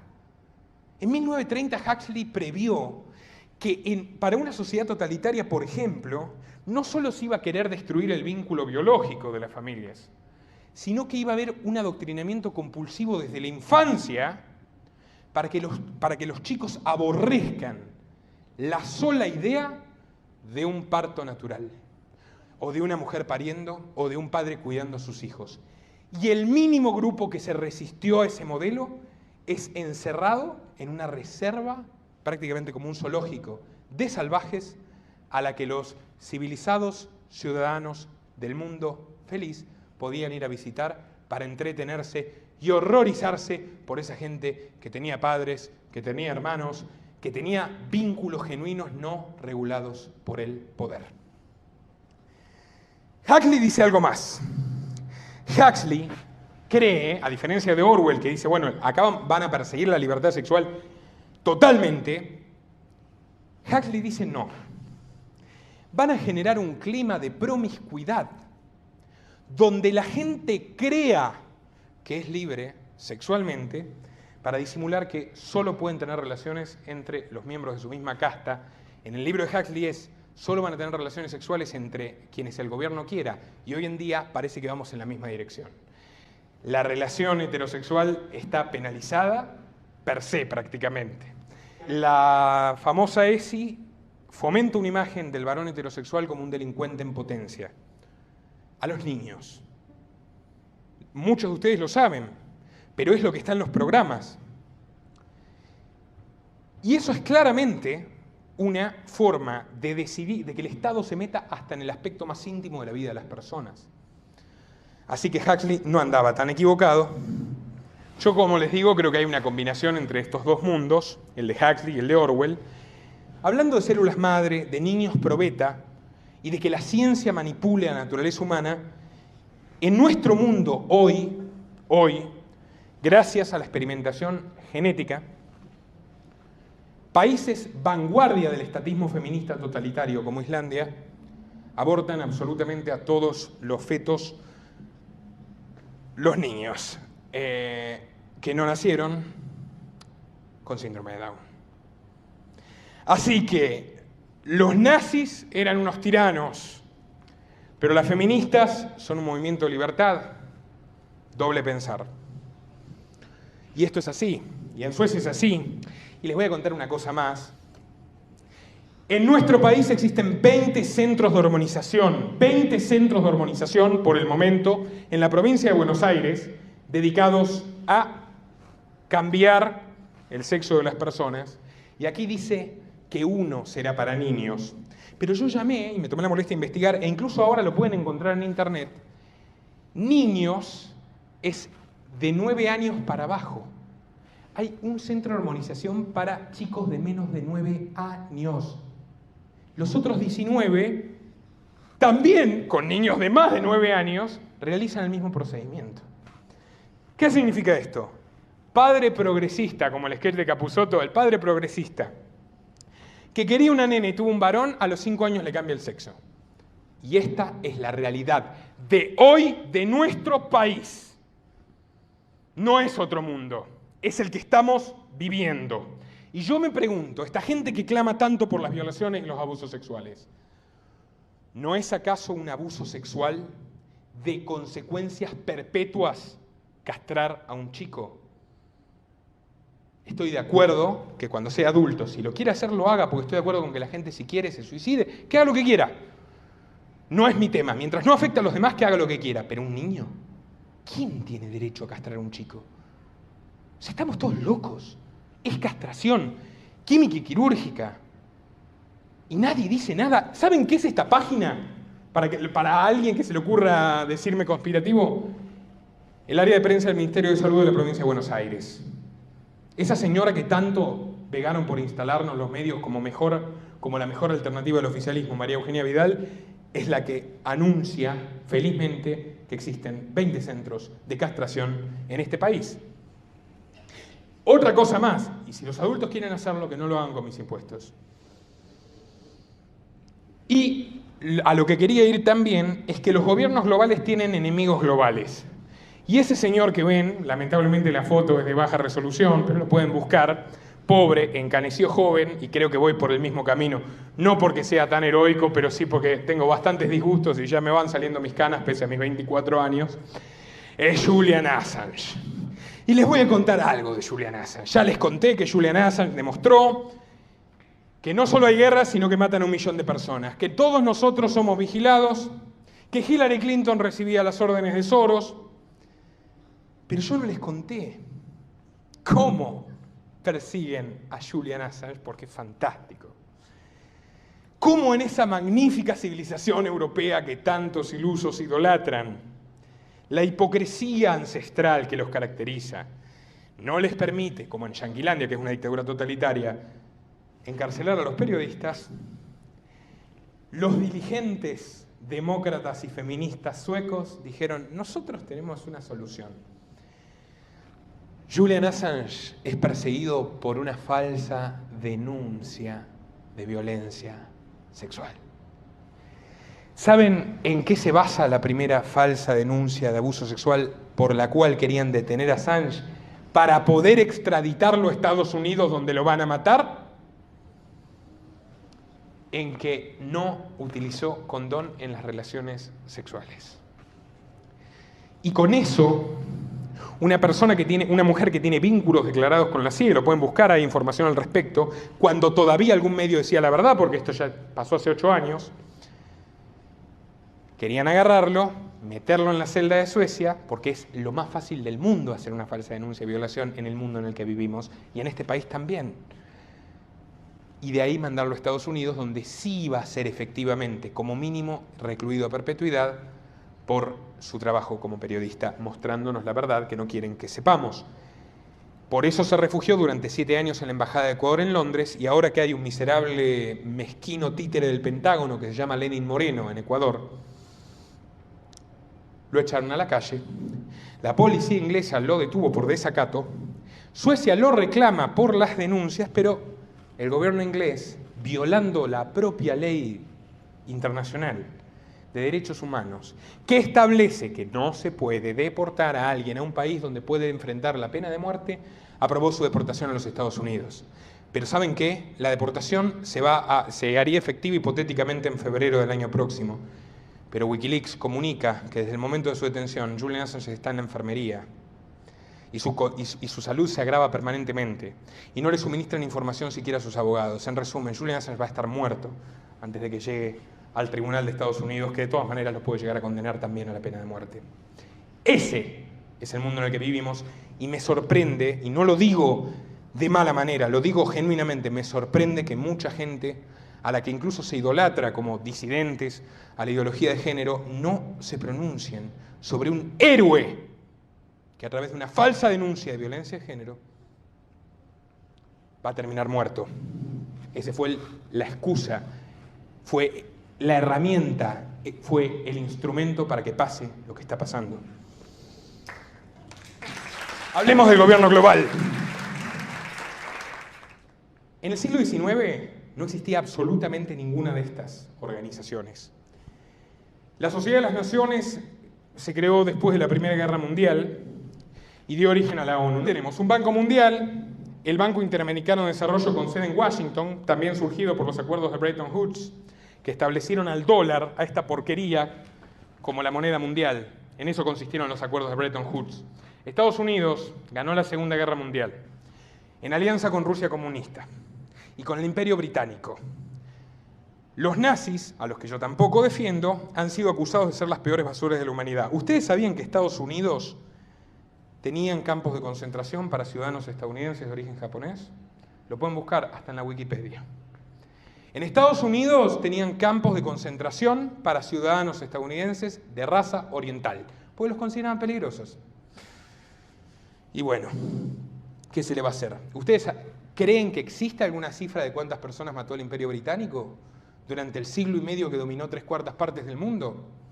La Guerra del Paraguay es un curioso ejemplo, porque se utilizó un títere, Bartolomé Mitre, y al imperio portugués, que se recicló en Brasil, porque Brasil no tuvo independencia, sino que fue la monarquía portuguesa que, huyendo de Napoleón, se instauró en Brasil. Brasil era un imperio con esclavos, y Mitre, un lacayo sirviente de Inglaterra, atacaron a un país vecino para destruirlo por orden del Imperio Británico. Pero eso no pasó solo acá, pasó en todo el mundo.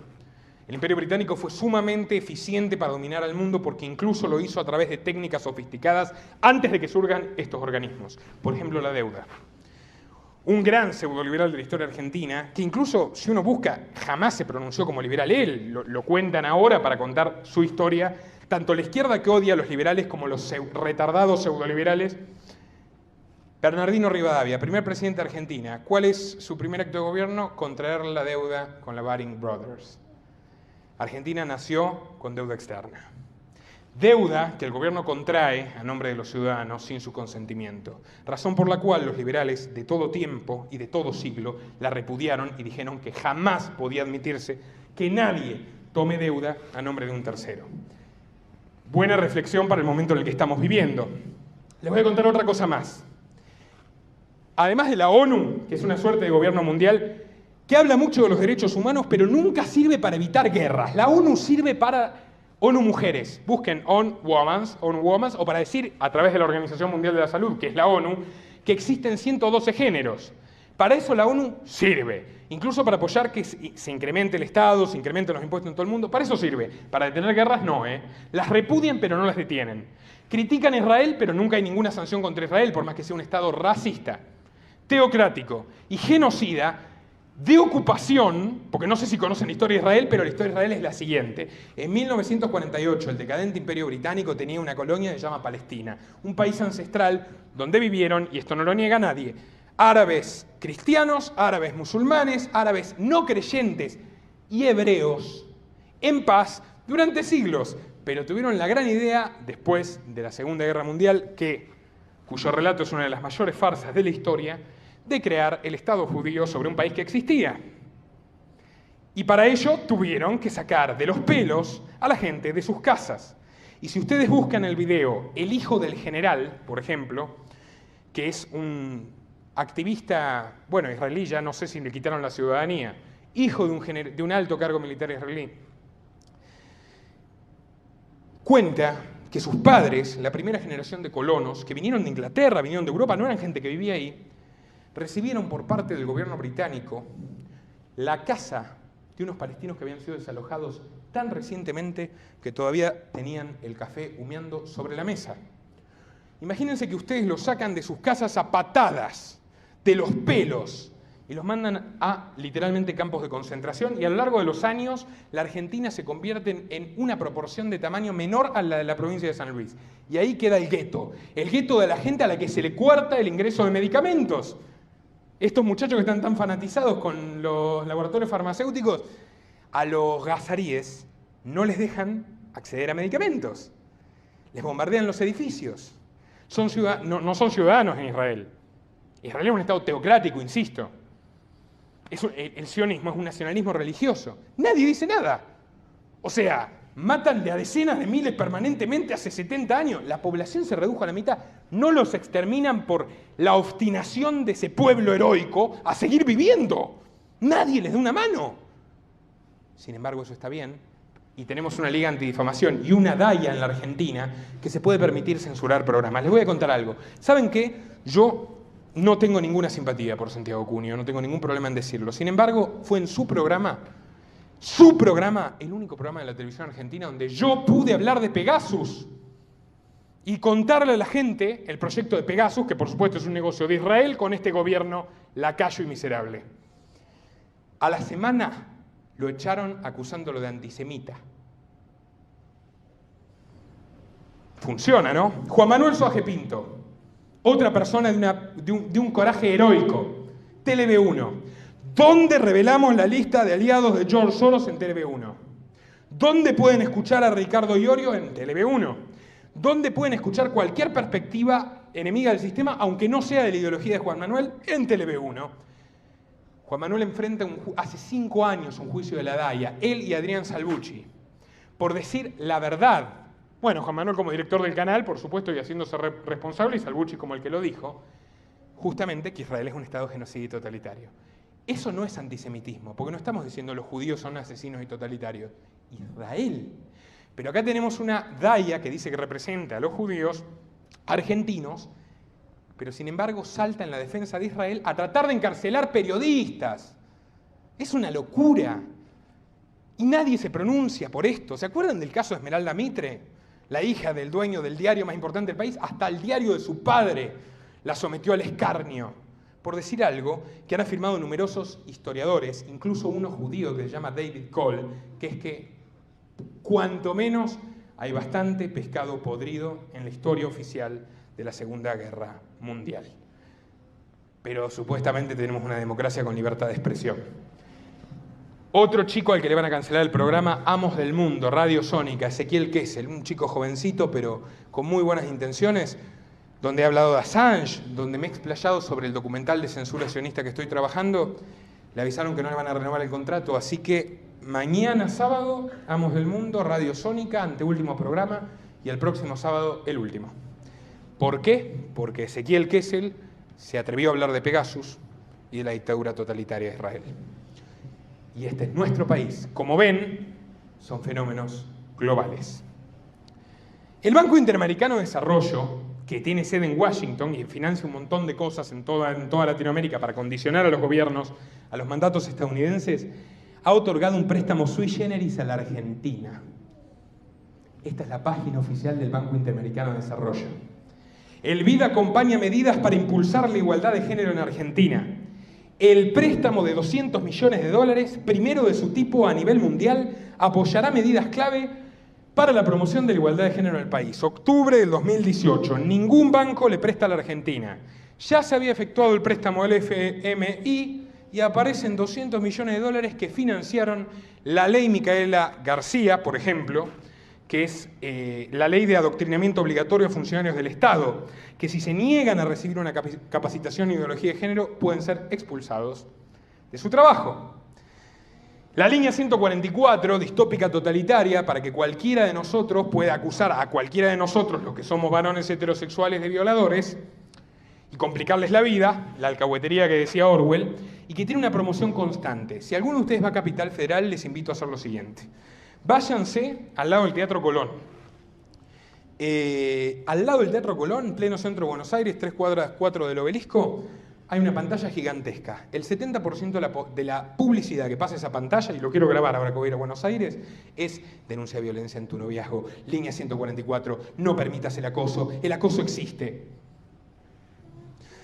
Me parece que hay una clara estrategia para que nuestras fantásticas democracias defensoras de los derechos humanos impulsen políticas represivas y metan inocentes presos.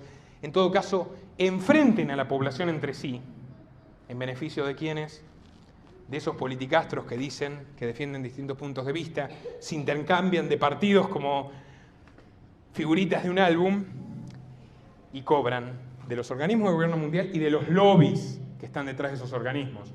George Soros es el más descarado de los lobistas internacionales, pero está la Fundación Ford, que financió la primera cátedra sobre género en la Universidad de Berkeley en 1969, la Fundación Rockefeller, todos, Bill y Melinda Gates. Prácticamente ya no queda un oligarca en el mundo que no le interese patrocinar este programa de reducción de la natalidad, de enfrentamiento de la población, que aspira en última instancia a que la gente no tenga hijos, que si los tenga los mata, que si los tiene los castre, que nos odiemos entre nosotros y que no nos preocupemos por las cuestiones verdaderamente sustanciales, como que Estados Unidos mató 1 millón de personas en Irak, o que nuestro gobierno nos ha cuadruplicado la deuda de este país para impulsar esto. Esto lo pueden ver en la página contrainfo.com y también, por supuesto, en el programa de Contracara de TV1. Esta es la lista de aliados de la Open Society Foundation en la Argentina. ¿Ustedes creen que la Open Society Foundation publicó un comunicado negando la veracidad de este archivo? No. ¿Ustedes creen que alguno de los políticos implicados declaró que precisamente que esto es una calumnia? ¿Ustedes creen que si esto fuera una calumnia o un invento o algo, yo podría estar hablando acá?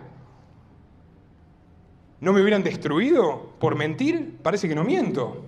Parece que este archivo, que me tardó mucho en publicar, porque estuve meses para cotejarlo, precisamente porque tenía miedo de que sea una operación o que sea pescado podrido, yo lo tenía antes de la votación por la estatización del aborto, pero no lo pude publicar a tiempo porque no sabía si era veraz, y yo tengo una responsabilidad como periodista. Se publicó finalmente en noviembre, y acá podemos ver al ministro de Salud de Macri. Miren cómo es la lista.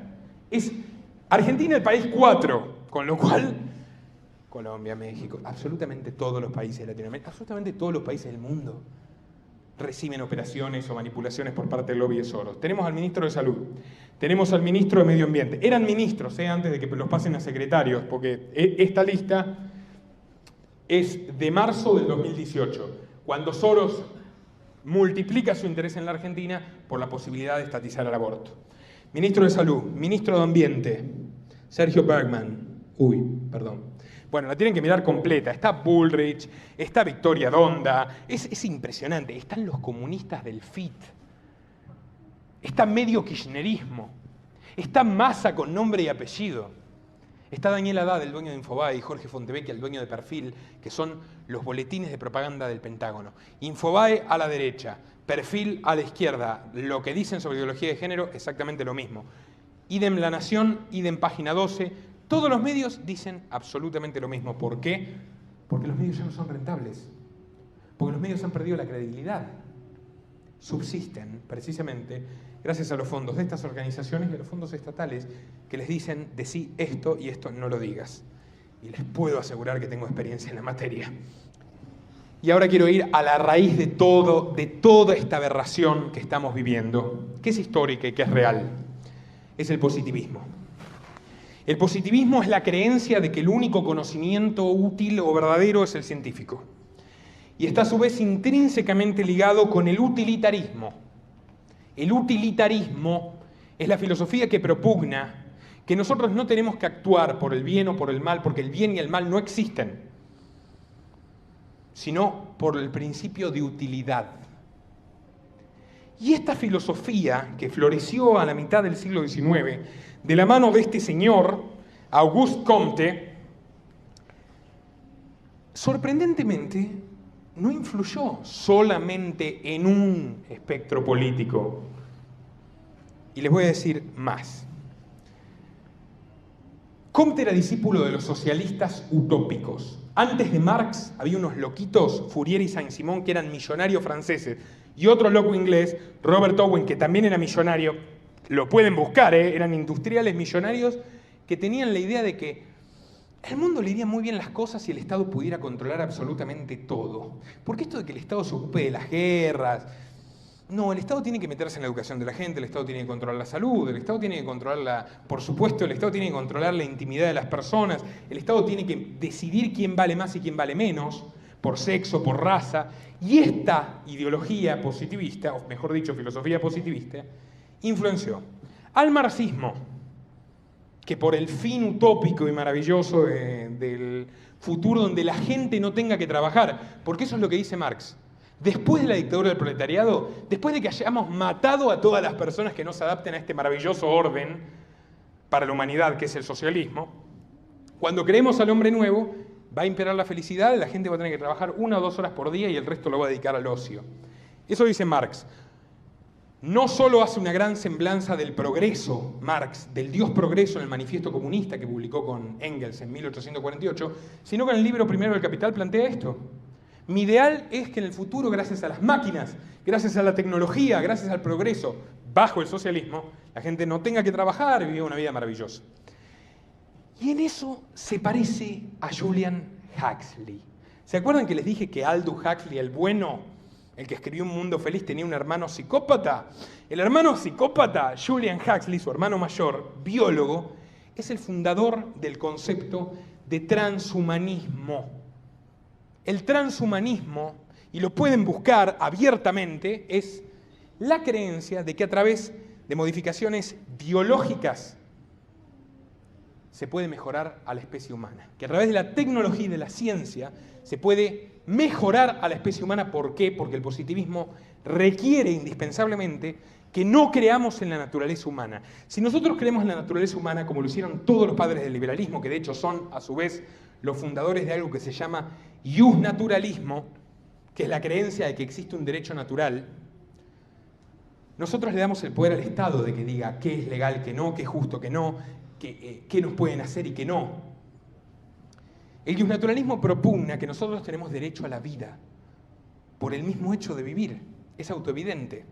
Que tenemos derecho a la libertad porque la naturaleza, llámele Dios, John Locke era cristiano, llámele la providencia, como otros liberales que eran deístas, no eran cristianos, pero ninguno era un ateo como cuentan que quería a la diosa ciencia.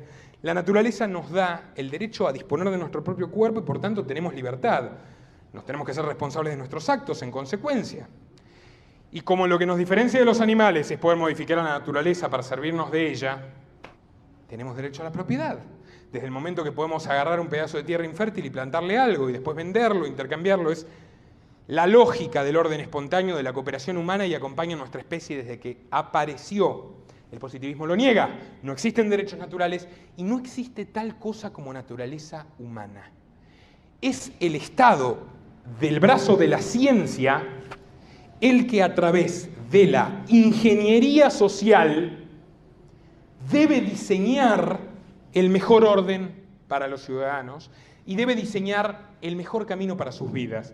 Julian Huxley, el Huxley malévolo, como le digo yo, dijo, y él era aristócrata inglés y por supuesto capitalista, no marxista, gracias al desarrollo tecnológico, dentro de muy poco tiempo la gente no tendrá que trabajar más de 2 horas al día y por la eficiencia de las máquinas se harán obsoletos los debates sobre el reparto de bienes, la democracia y el libre albedrío. Porque las máquinas pueden decidir mejor que nosotros. En los tiempos que corren, por lo menos me sentaría a pensar si lo que está pasando no tiene algo que ver con este proyecto de dominación de la humanidad que dice que el Estado y los grupos de poder, a través de la ingeniería social, pueden abolir la naturaleza humana. Pueden convencernos de que no existen 2 sexos. Pueden convencernos de que, como en su momento estos miserables decían que los negros eran menos que los blancos, pueden convencernos de que los varones, o en algún momento también dijeron que los homosexuales merecían morir, ahora nos pueden convencer de que los varones heterosexuales somos ciudadanos de segunda, potencialmente violentos y que hay que deconstruirnos.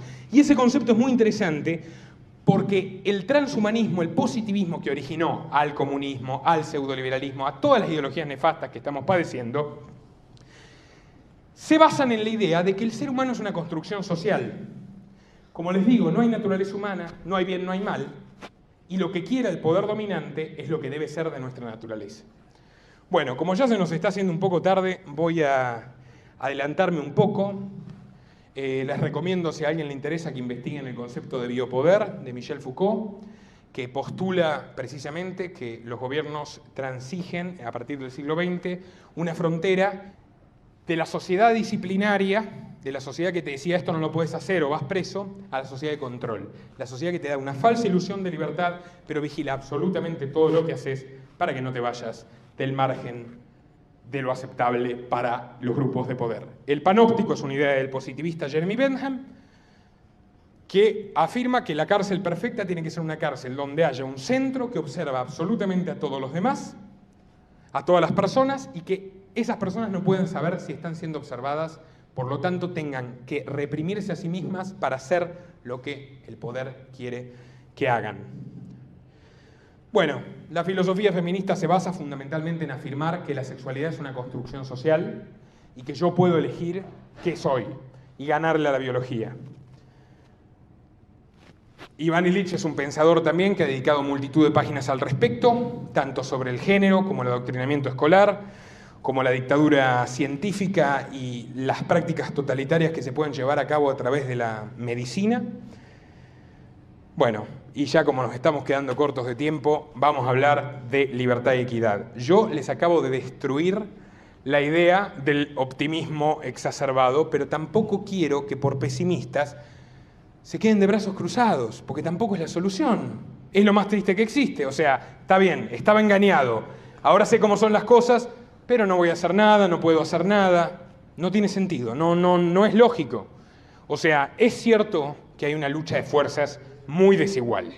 Ellos tienen todos los medios y todos los partidos y nosotros nos tenemos a nosotros mismos. Pero es eso lo que nos tiene que incentivar a actuar. Libertad y Equidad es un grupo de voluntarios que reúne personas de todas las ideologías. Tenemos al abogado Oneto, que nos ha brindado su apoyo, a Ricardo Iorio, a Juan Manuel Suárez Pinto, a Martín Venegas Ortega y Flavio Gardera, que son libertarios como yo, hay nacionalistas, católicos, Leandro Bracamonte, un lingüista extraordinario que es musulmán. Somos argentinos que queremos frenar esto. Y nuestras acciones tienen que ver precisamente con cómo podemos dar la batalla desde el terreno. Es una organización laica, apartidaria. No te estamos diciendo, danos un voto y te vamos a solucionar la vida, porque realmente no es así, sino que queremos apuntar a hacer una resistencia cultural y una resistencia incluso hasta legal frente a estos abusos. Gracias a nuestros abogados, lo pueden buscar, noticia del diario Alfil, hemos dado de baja casi 60 páginas dedicadas a escraches y denuncias falsas contra hombres. Participo a menudo en todos los medios que me convocan para contar las mentiras del relato feminista, y así lo hacen la mayoría de nuestros integrantes, pero nuestro mensaje a transmitir es: no es necesario tener un lugar en los medios, no es necesario ni siquiera el aporte económico, aunque realmente ayuda, pero hay 1000 maneras de colaborar con libertad y equidad. O sea, de la misma manera que unos abogados se pusieron de acuerdo para darnos una mano y la gente denuncia esas páginas de escraches y logramos darlas de baja en defensa del derecho de los falsos acusados que nadie defiende, todos pueden hacer cosas. O sea, todos pueden dar la batalla para frenar esta avanzada totalitaria. Nos puede, como Gonzalo me trajo acá a decirles esto precisamente. O sea, no es necesario ser un Soros, porque nunca va a existir un Soros del antifeminismo. El buen negocio es luchar contra la libertad humana, no a favor de la libertad humana. Pero bueno, yo quiero que nos movilicemos y que cada quien aporte lo que pueda desde donde pueda. La gente nos da folletos. Tengo editores voluntarios que hacen nuestros videos. Nadie cobra un mango acá. Yo no cobro un mango por venir acá a decirles esto. Entonces, quiero que se planteen en qué medida ustedes que están acá, que están en San Luis, pueden ponerse de acuerdo junto con Gonzalo para dar la batalla. La batalla se da desde abajo. Si no creamos conciencia, que es lo mínimo que se puede hacer, no esperemos que nada mejore. Y el día de mañana, ojalá no tengamos que arrepentirnos. Lo que les digo es, hay un halo de esperanza. Pese a todos los esfuerzos del régimen, por el doctor Rodríguez Lastra, por ejemplo, marcharon 500.000 personas. 500.000 de personas. Al otro día marcharon el 24 de marzo, donde supuestamente tenían que reclamar por los desaparecidos, pero lo hicieron por el patriarcado y el aborto, y fueron 12.000. O sea, si tienen todos los medios y todos los partidos y no lograron convencer a la mayoría, hay esperanza.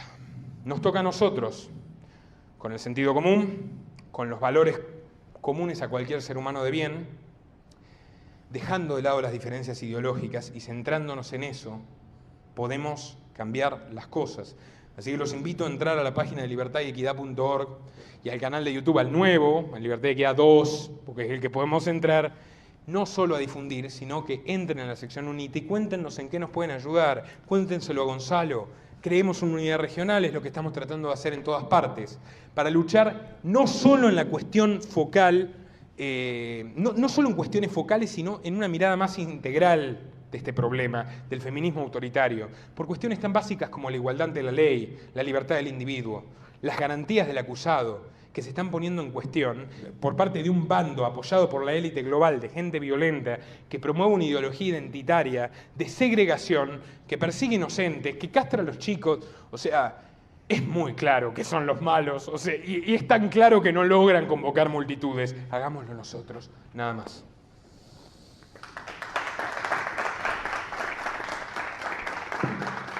Gracias a todos. Para que se escuche aporte la voz, para que se escuche